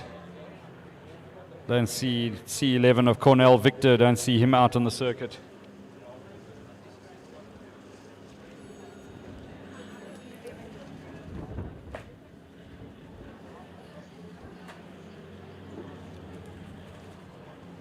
Marius Oosthuizen controlling the pace nicely. He's going to have his work cut out with that big Ford Falcon on his outside. Waiting for the lights. Oh, but Nico de Bruin, the man on the move there. Nico de Bruin from the 4th row on the grid, just driving on the inside of Marius Oosthuizen, and the 224 car of Andre Willifee. Down the outside into the wall goes Willifee. That was quite a big knock in the wall there, but he's managed to keep it going. Oh, looks like he goes into the wall again. First time round wasn't quite hard enough, so he tried again. Oh, the Sheriff has also come undone now. Andries Olwagen and him having contact. Looks like the front of that car, something's collapsed there. So lots and lots of action on the opening lap of the standard V8s.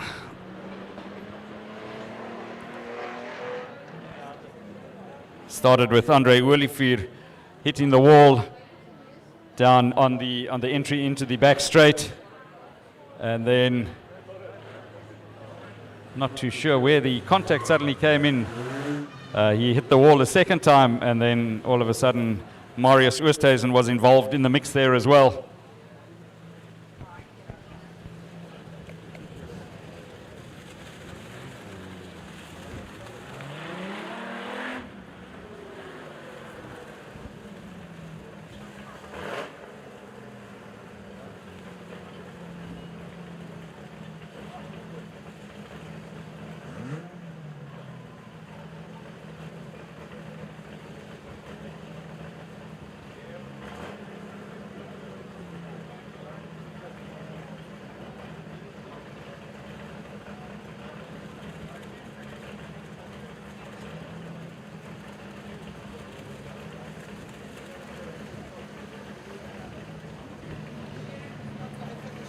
Marius Oosthuizen is getting helped into the ambulance there. Looks like a problem either with the knee or an ankle.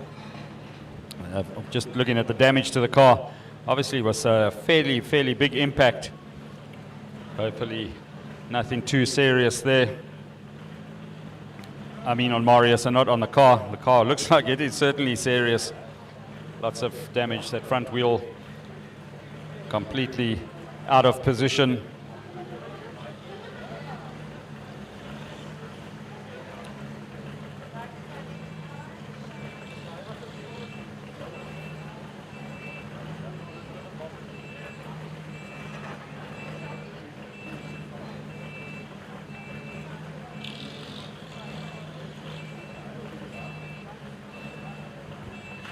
Waiting for the rollback to move into place to load the Sheriff's car. Marius Oosthuizen, unfortunately,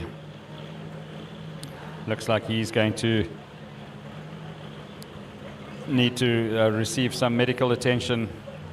See, he's already been loaded into the Guard Med ambulance.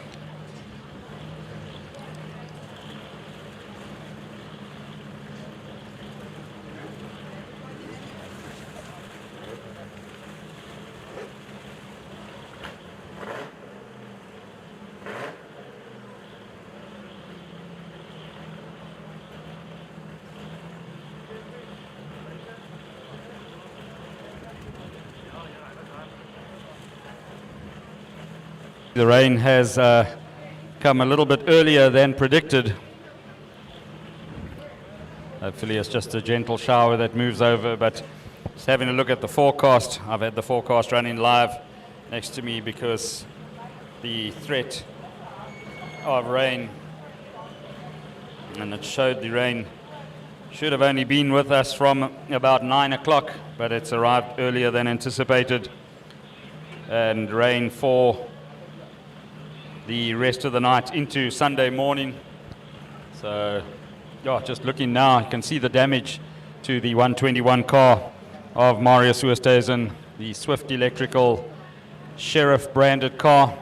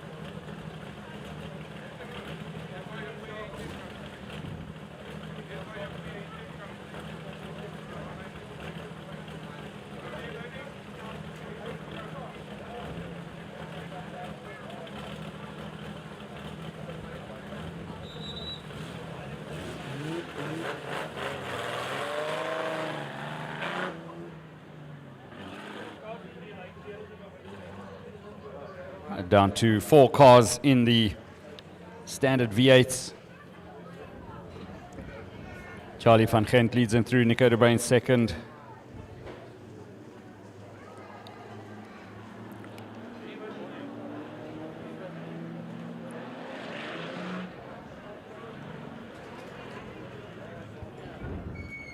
Third place, the 21 car of Saki Palm, followed by Andries Olwagen. Oh, Charlie van Gent getting it completely sideways as the lights go out. Nico de Bruin, he's getting hustled there by Saki Palm. Palm looking for a way on the inside, but not quite making a move. He gets shunted onto the grass. So Nico de Bruin certainly got his elbows out here today. Saw a brilliant start from him. The first start when the lights went out, making his way past Marius Oosthuizen.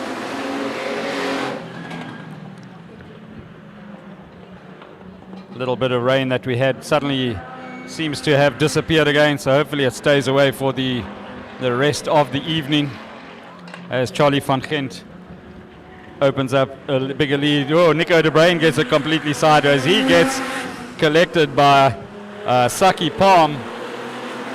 Yeah. Nico de Bruin, his own worst enemy out there. He got it wrong all on his own. So down to the back of the field he goes. Andries Olwagen having got through past him as well with 4 laps left in the race.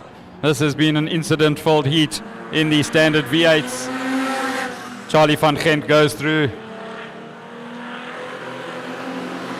followed by Saki Palm, followed by Andries Olwagen, and last but not least Nico de Bruin.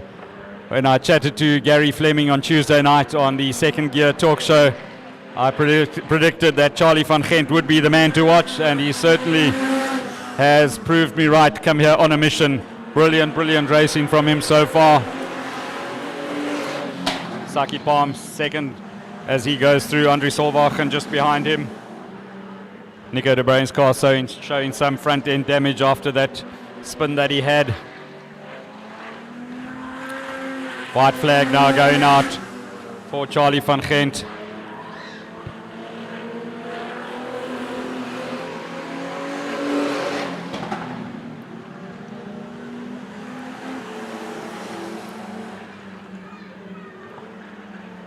COC with the checkered flag in hand, about to wave it for our race winner, heat number 2, Charles van Gent, winning race number 2 in the standard V8 class. Second is going to go to the 21 machine of Saki Palm. Andries Olwagen will be third, followed by the man who had an incident-packed race, Nico de Bruin, involved in one or two of the altercations out there, but a good race there for the standard V8s.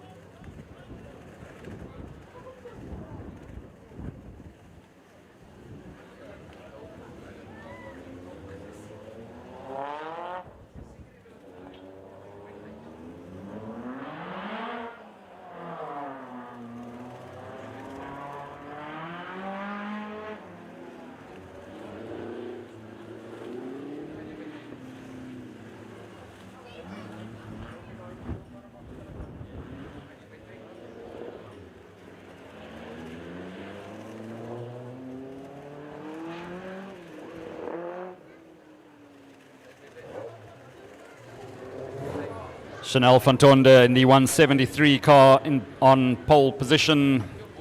On her outside, Johan Skuman. Johan's had a busy evening so far. On the second row of the grid, 172 is Ruan van Tonder.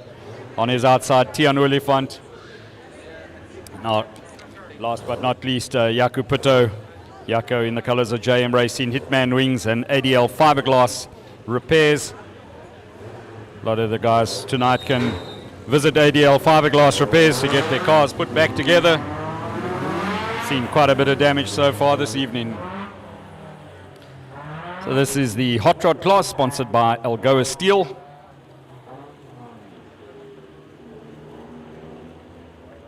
Five cars having made it out for race number 2.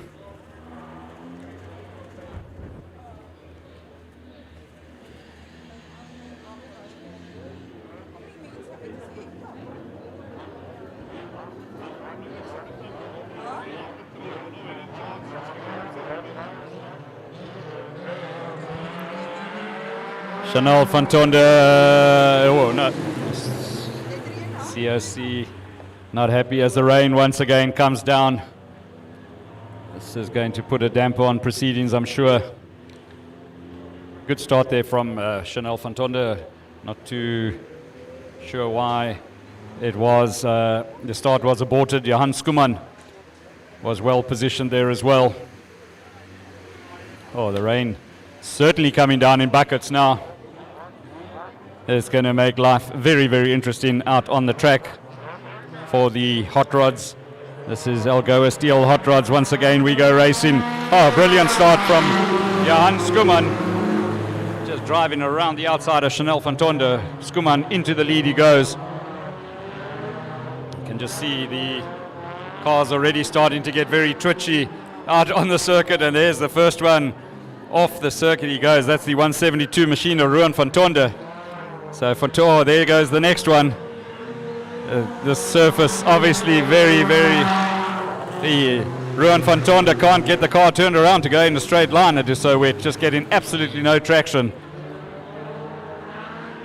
Not affecting Johan Skuman at all.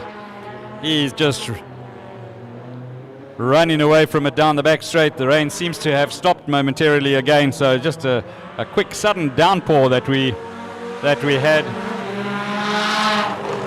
As Chanel van Tonder goes through just ahead of Jaco Putto.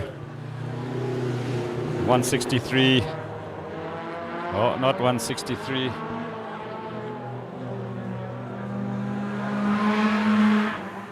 Ruan van Tonder having got going again.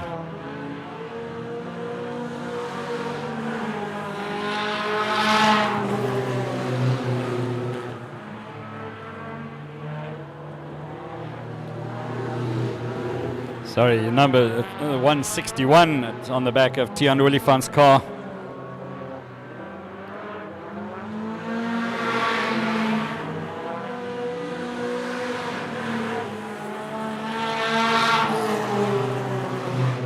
Three laps left in the race.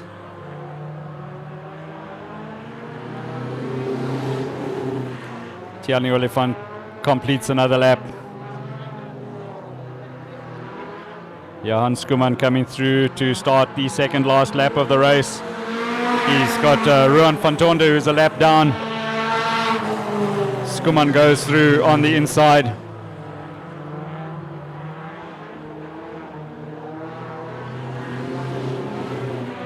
Chanel van Tonder still running in second place, followed by Jaco Pitto. White flag now going out to Johan Skuman. Chanel van Tonder still second. Third, it is still Jaco Pitto. The twitchy car of Tianu Oliphant coming through that C161. He's currently running in fourth place. Checkered flag, a race win going to Johan Skuman. Second place going to Chanel van Tonder. Jaco Pitto will be third.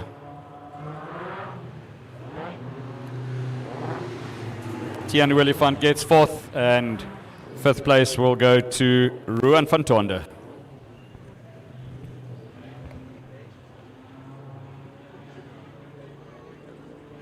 Look up at the lights, still now a gentle drizzle, still some rain around. But that little downpour that we had certainly made things interesting there. Unfortunately, Ruan van Tonder coming off worst out of it down the back straight, battling to control the car in the slippery conditions.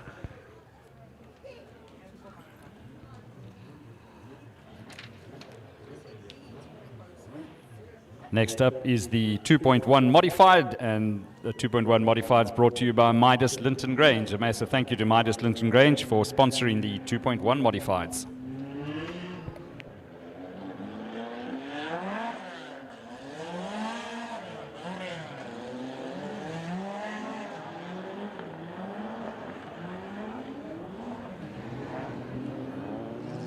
See Burger van der Westhuizen back out on the track. Hopefully they've got that car sorted out after the mechanical issues he had in race number one. Lots of smoke and sparks out the back of it. But Niels Vermaak, the man in pole position. Daniel Renison makes his way onto the start grid. Malcolm Else looks like he's going to be on the front row alongside the 64 machine of Niels Vermaak. Right behind him it is Zandri Vates. He also had mechanical issues in race number one, so hopefully they've got that sorted out.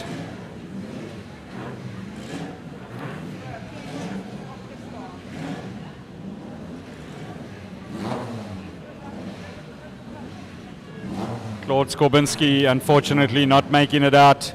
Looking for Francois. I see Francois Janssen van Vieren also not making it out. Those two cars were parked on the grid. So Skorbinski and Francois van Vieren unfortunately not going to be taking any further part. Down to 7 cars. 7 cars in the Midas Linton Grange 2.1 modifieds. Niels Vermaak leading them through. Malcolm Else on his outside. Good start there. Malcolm Else, has he got the advantage? Oh, Niels Vermaak holding his line through there. Malcolm Else getting slightly sideways there, but maintaining. He's gone too wide, and some more contact there. Malcolm Else getting lots and lots of attention from the 27 car of Henties de Villiers. De Villiers looking for a way through. He wants that second place, wants to attack first. De Villiers, a really accomplished driver. He's slotted in right under that back wing of Malcolm Else. Daniel Renison finds himself further on down the field than we are accustomed to seeing him. Else under the brakes gets a little bit of a help me along from behind from Henties de Villiers. So the action starting to hot up between the top 3. These guys certainly going for it now.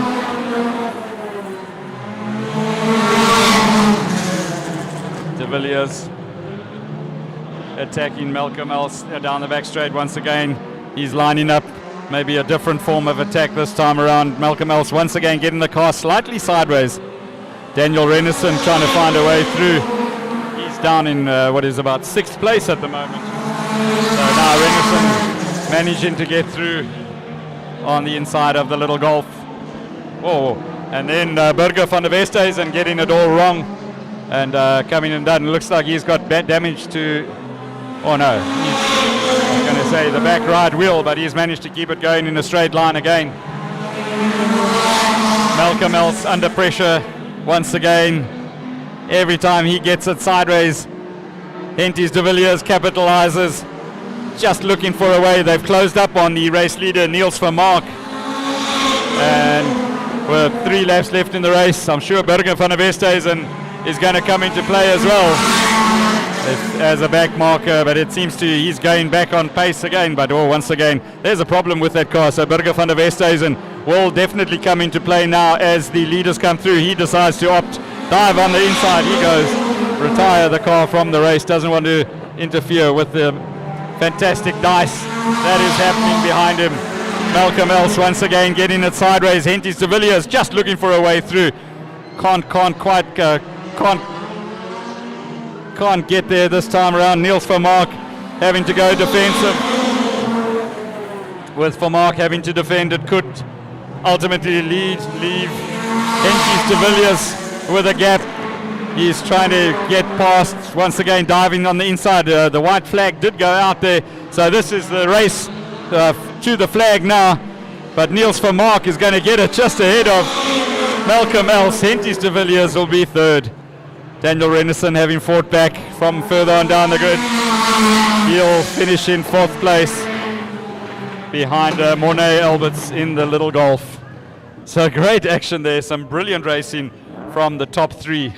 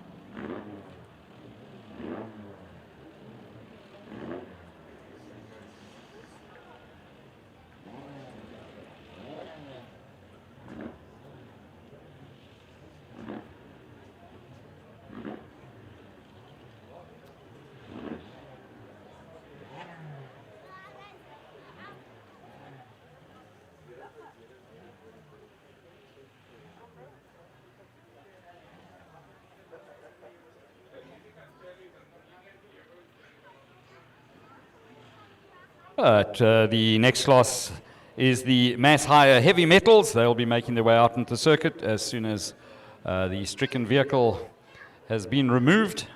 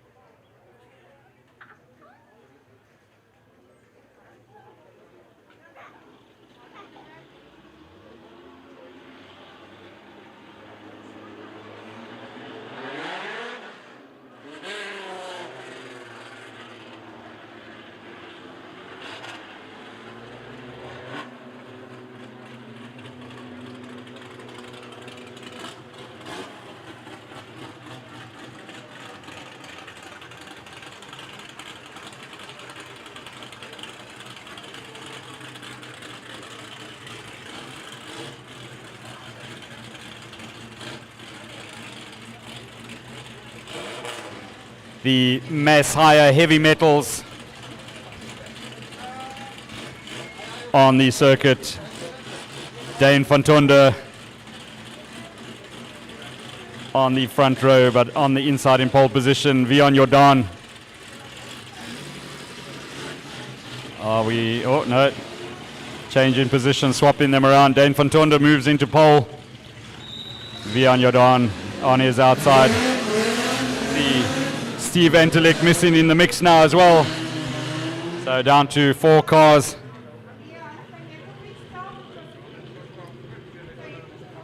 Four cars in the heavy metal class. Certainly has been a race of attrition. Johan Skuman in the Eddie Banks car not making it out either. But the big disappointment for me, Steve Antelik in the BMW E36, the gunmetal grey car, always a favorite here. Focus will be on the battle between Vion Jordan and Dane van Tonder.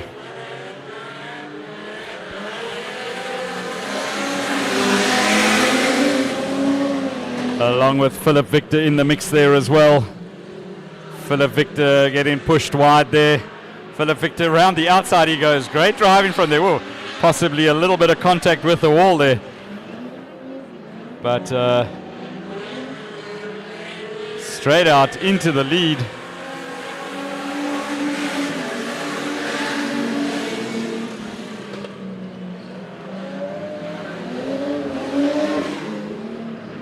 Gerard Kotze battling to come to grips with that car. It looks like they're handling all over the place at the moment.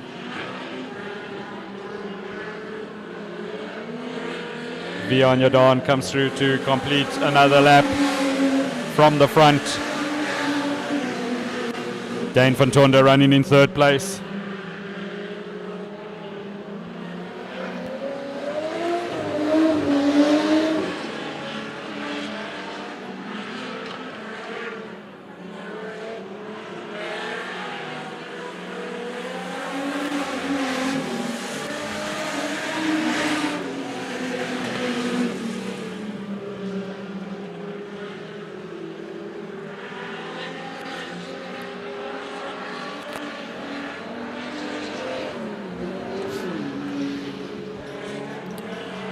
Three laps left in the race.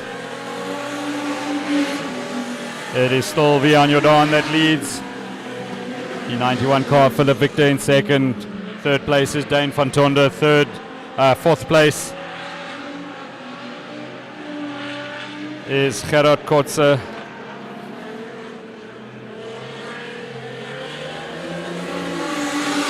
Kotze about to be left by the man in front, Vion Jordan. 2nd place man goes through. Philip Victor followed by Dane van Tonder, still in 3rd place.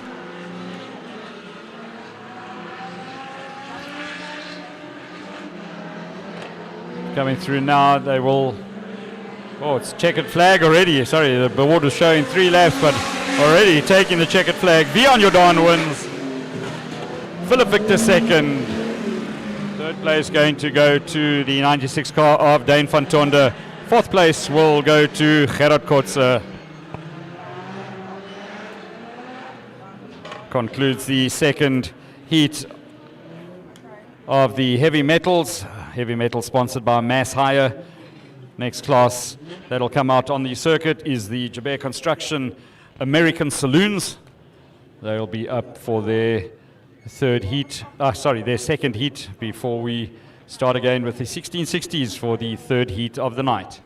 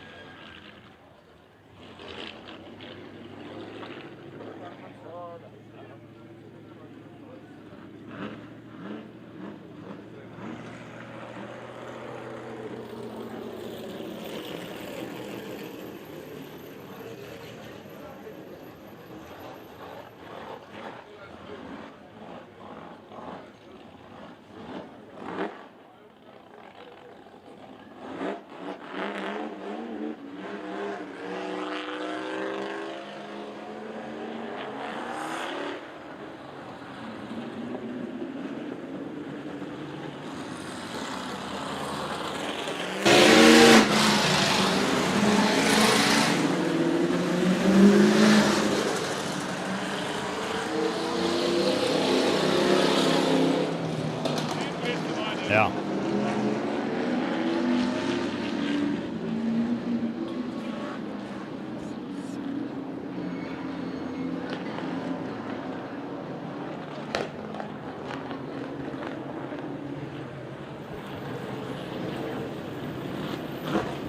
Our pole sitter, Benita Kotze, on her outside, car number 99, Rudolf van Haastien, Johnny Bates. He's got Josh Fletcher on his outside. Then the man who won race number 1, Wayne Holland, in 4th place. James Mansfield in the mix there as well. And Debbie Bounds. She's had a fairly impressive evening so far.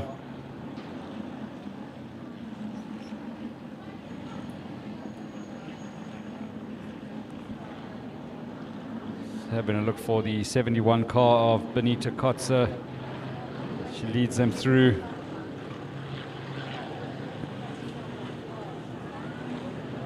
Lights go green. Officials are happy. Josh Fletcher. A good start from him. Johnny Bates battling to get off the start. He managing to hopefully can get the car cleared. But watch Josh Fletcher down the back straight. James Mansfield leads. Josh Fletcher second.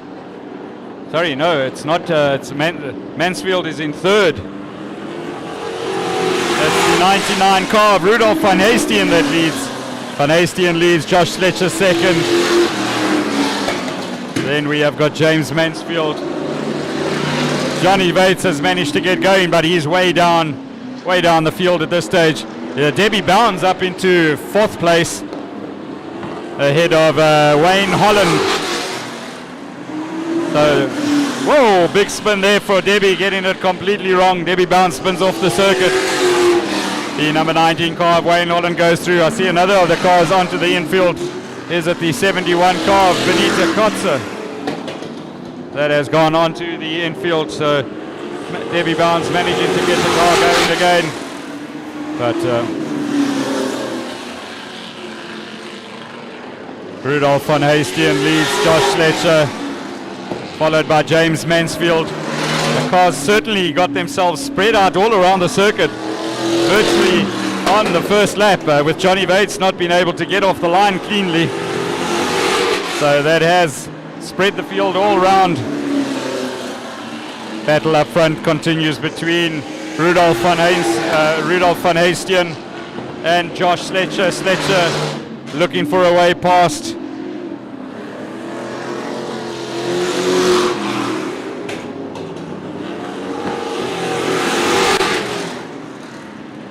Fletcher attacking once again. They head down out of the corner into the back straight. Josh Fletcher in the 100 machine, all over the back of Rudolf van Haastien car at this stage. A little bit further down, James Mansfield in 3rd place. 3 laps left in the race. Mansfield crosses to complete another lap. We're going to have Debbie Bounds get involved in the mix now. She got it completely sideways. Opts to rather get out of the way. Onto the infield she goes. Lets the race leaders through. Josh Fletcher looking for a way around the outside now. We're looking for trouble going so far, so deep in there. It's still a little bit wet out there, just off the main racing line. Big flames shooting out the back of the cars, or the side of the cars, I should say. Josh Fletcher down the back straight he goes. This is as close as he's got. Trying to once again go around the outside. Can he make it work? Very, very good move as they start the last lap of the race. Josh Fletcher trying everything that he has got, throwing absolutely everything at it. Debbie Bounds getting it all wrong once again. Sideways she goes, and Josh Fletcher around the outside. When it looks like he actually, our race leader actually backed off there momentarily. So Rudolf van Haastien will finish second. Josh Fletcher snatching the race win on the last corner. 3rd place going to go to James Mansfield, followed by Wayne Holland. Johnny Bates will get, I think it is 5th. And then it will be Debbie Bounce, who will be 6th. As another downpour suddenly starts, and this is a fairly heavy one as well, that concludes the second heats in all of the classes. We go straight back to the 1660 class, Group 1 of the 1660s.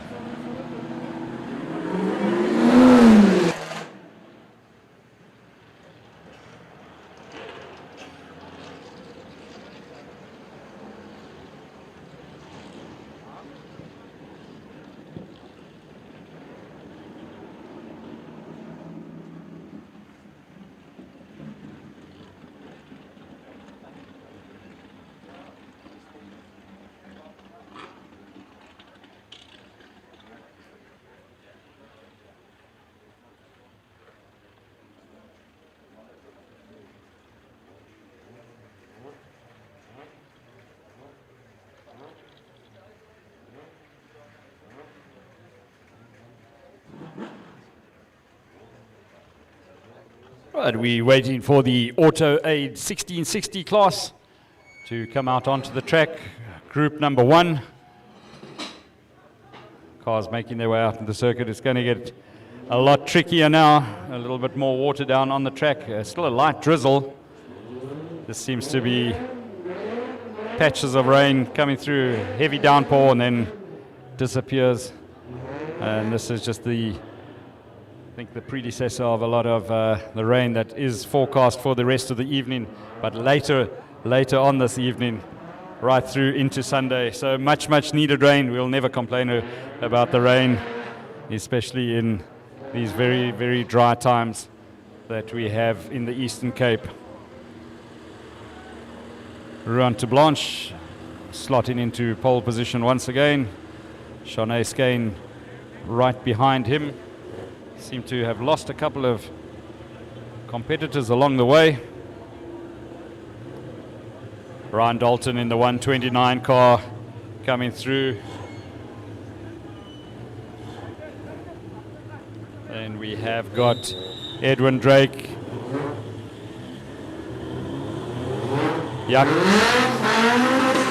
Jaco Aylward. Sean Gerber. And Robert Mathieu all in the mix.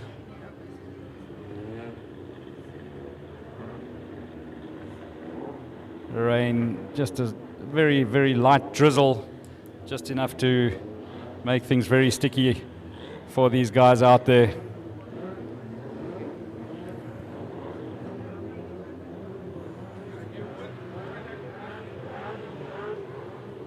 Round2 Blanche now bringing them through as they wait for the lights to go out once again. We go green. Oh,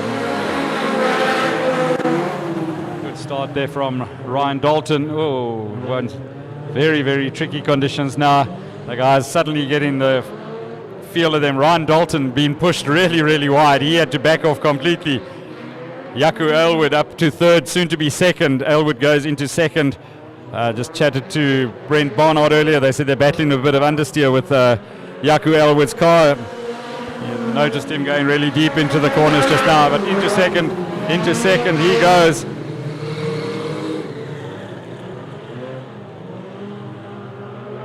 So Round2 Blanche opens up a nice little lead over Jaco Aylward. Suzette de Lange, oh no, sorry, Edwin Drake going through.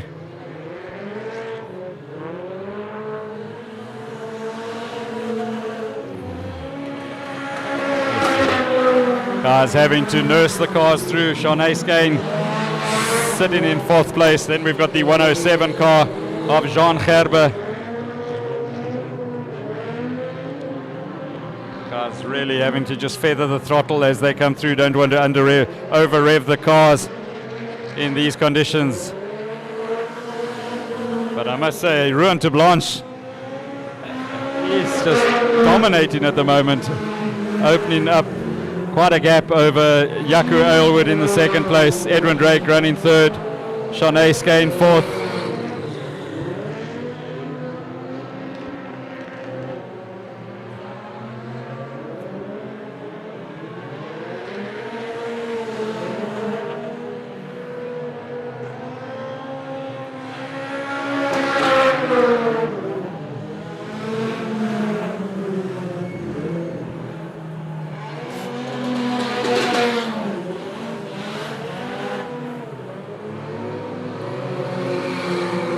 Robert Mattia currently running in 15th place. 5th place behind Shanae Skane.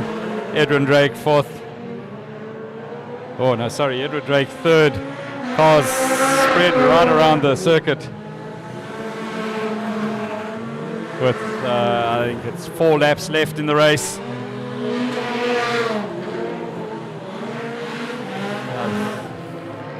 Cars having to really think about this one. Not a fast, action-packed race.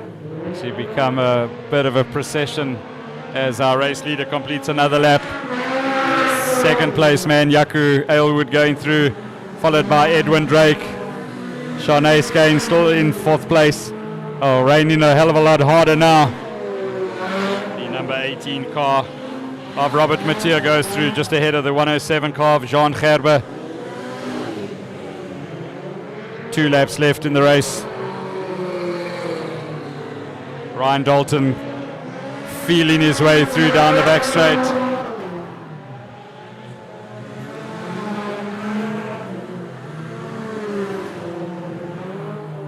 Rain certainly coming down a lot harder. Just looking up into the lights. Absolutely pouring out there at the moment. White flag going out to the race leader. He's on already down the back straight as Yaku Aylwood comes past now, acknowledges the white flag as he goes through. This is going to be a very, very good win for Round 2 Blanche. Dominant performance from the moment the lights went out. Coming through now to get the checkered flag. Round 2 Blanche wins it. Yaku Aylwood's going to be second.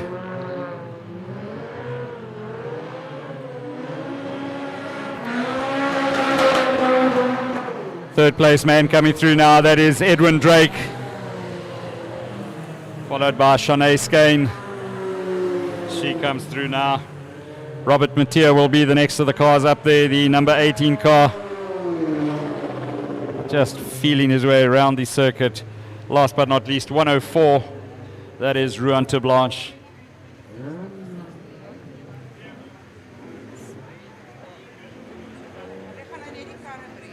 So that's the end of the heats for Group 1 in the Auto Aid 1660 class.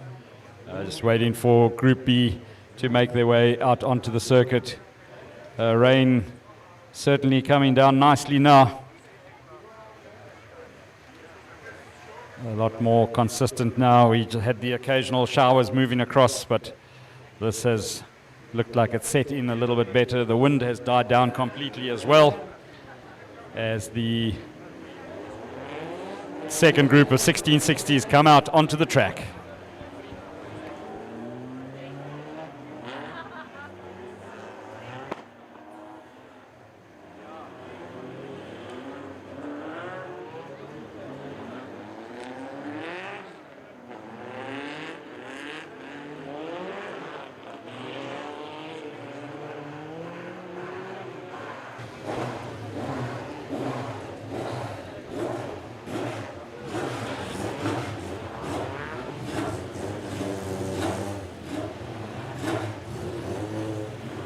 Car number 58 in pole position, Daniel De Lange.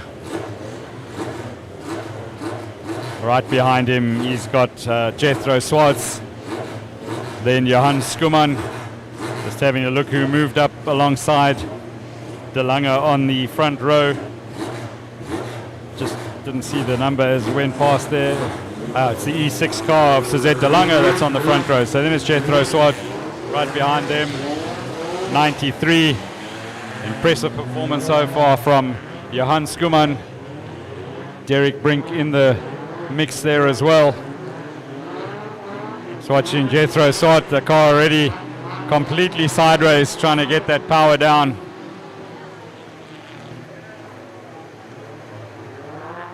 Swartz once again, that car sideways. He's going to battle in this.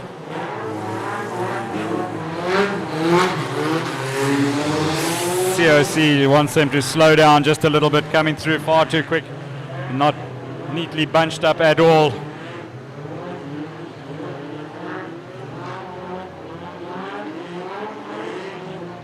Right, looks like the organizers have decided to rather put an end to the misery of the drivers out there, rather protect the equipment. The rain absolutely bucketing down now, and I think that's the best decision that we could have made.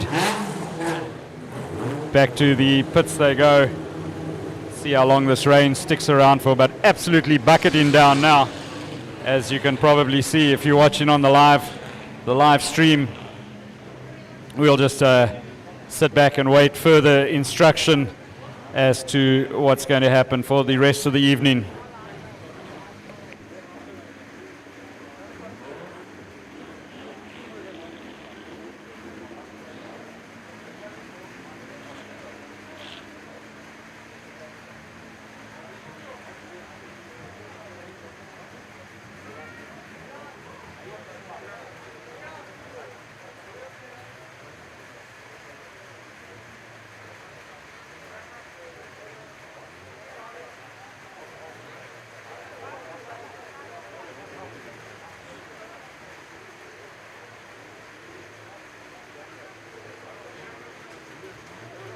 Just a chat with the event organizer, Peter Henning. We're going to give it about 15, 20 minutes. Don't go away yet, folks. We're just going to see if the rain does abate a little bit within the next 10, 15, or 15, 20 minutes, and does dry out. We will then proceed with racing, but not really looking that positive at the moment, just watching the amount of rain coming down in front of the grandstand. But we are here, so we'll just sit it out. So stay with us, folks.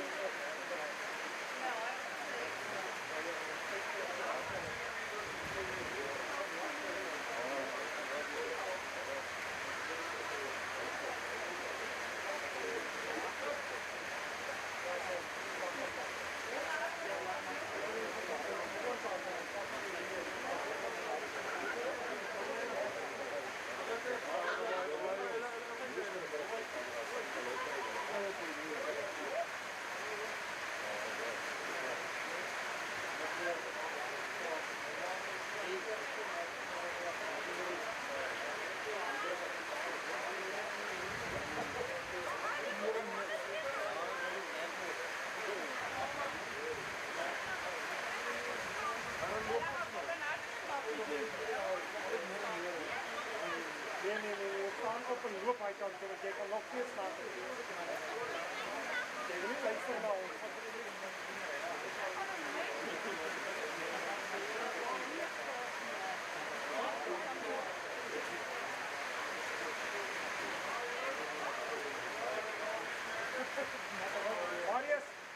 Marius!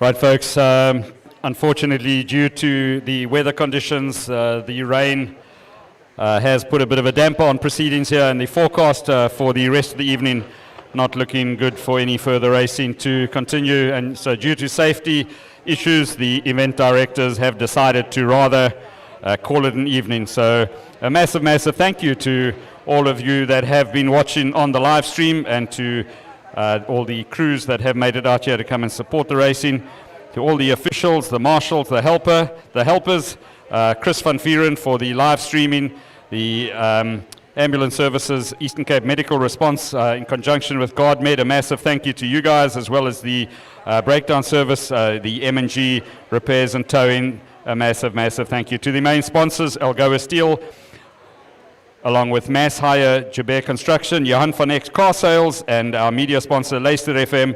It's a huge, huge thank you to all of you. So that concludes events here from the May Madness at the PE Oval Track. On behalf of the event directors, Peter Hennin, the Chief COC, Rion Kaiser, the Assistant COC, Dwayne Brazel, the Second Assistant COC, Louis Esthuizen. It's a very good night. So from me, in conjunction with Johan van Eck, it's a very, very good night. From me, Brendan Kelly, we'll catch you at the next event.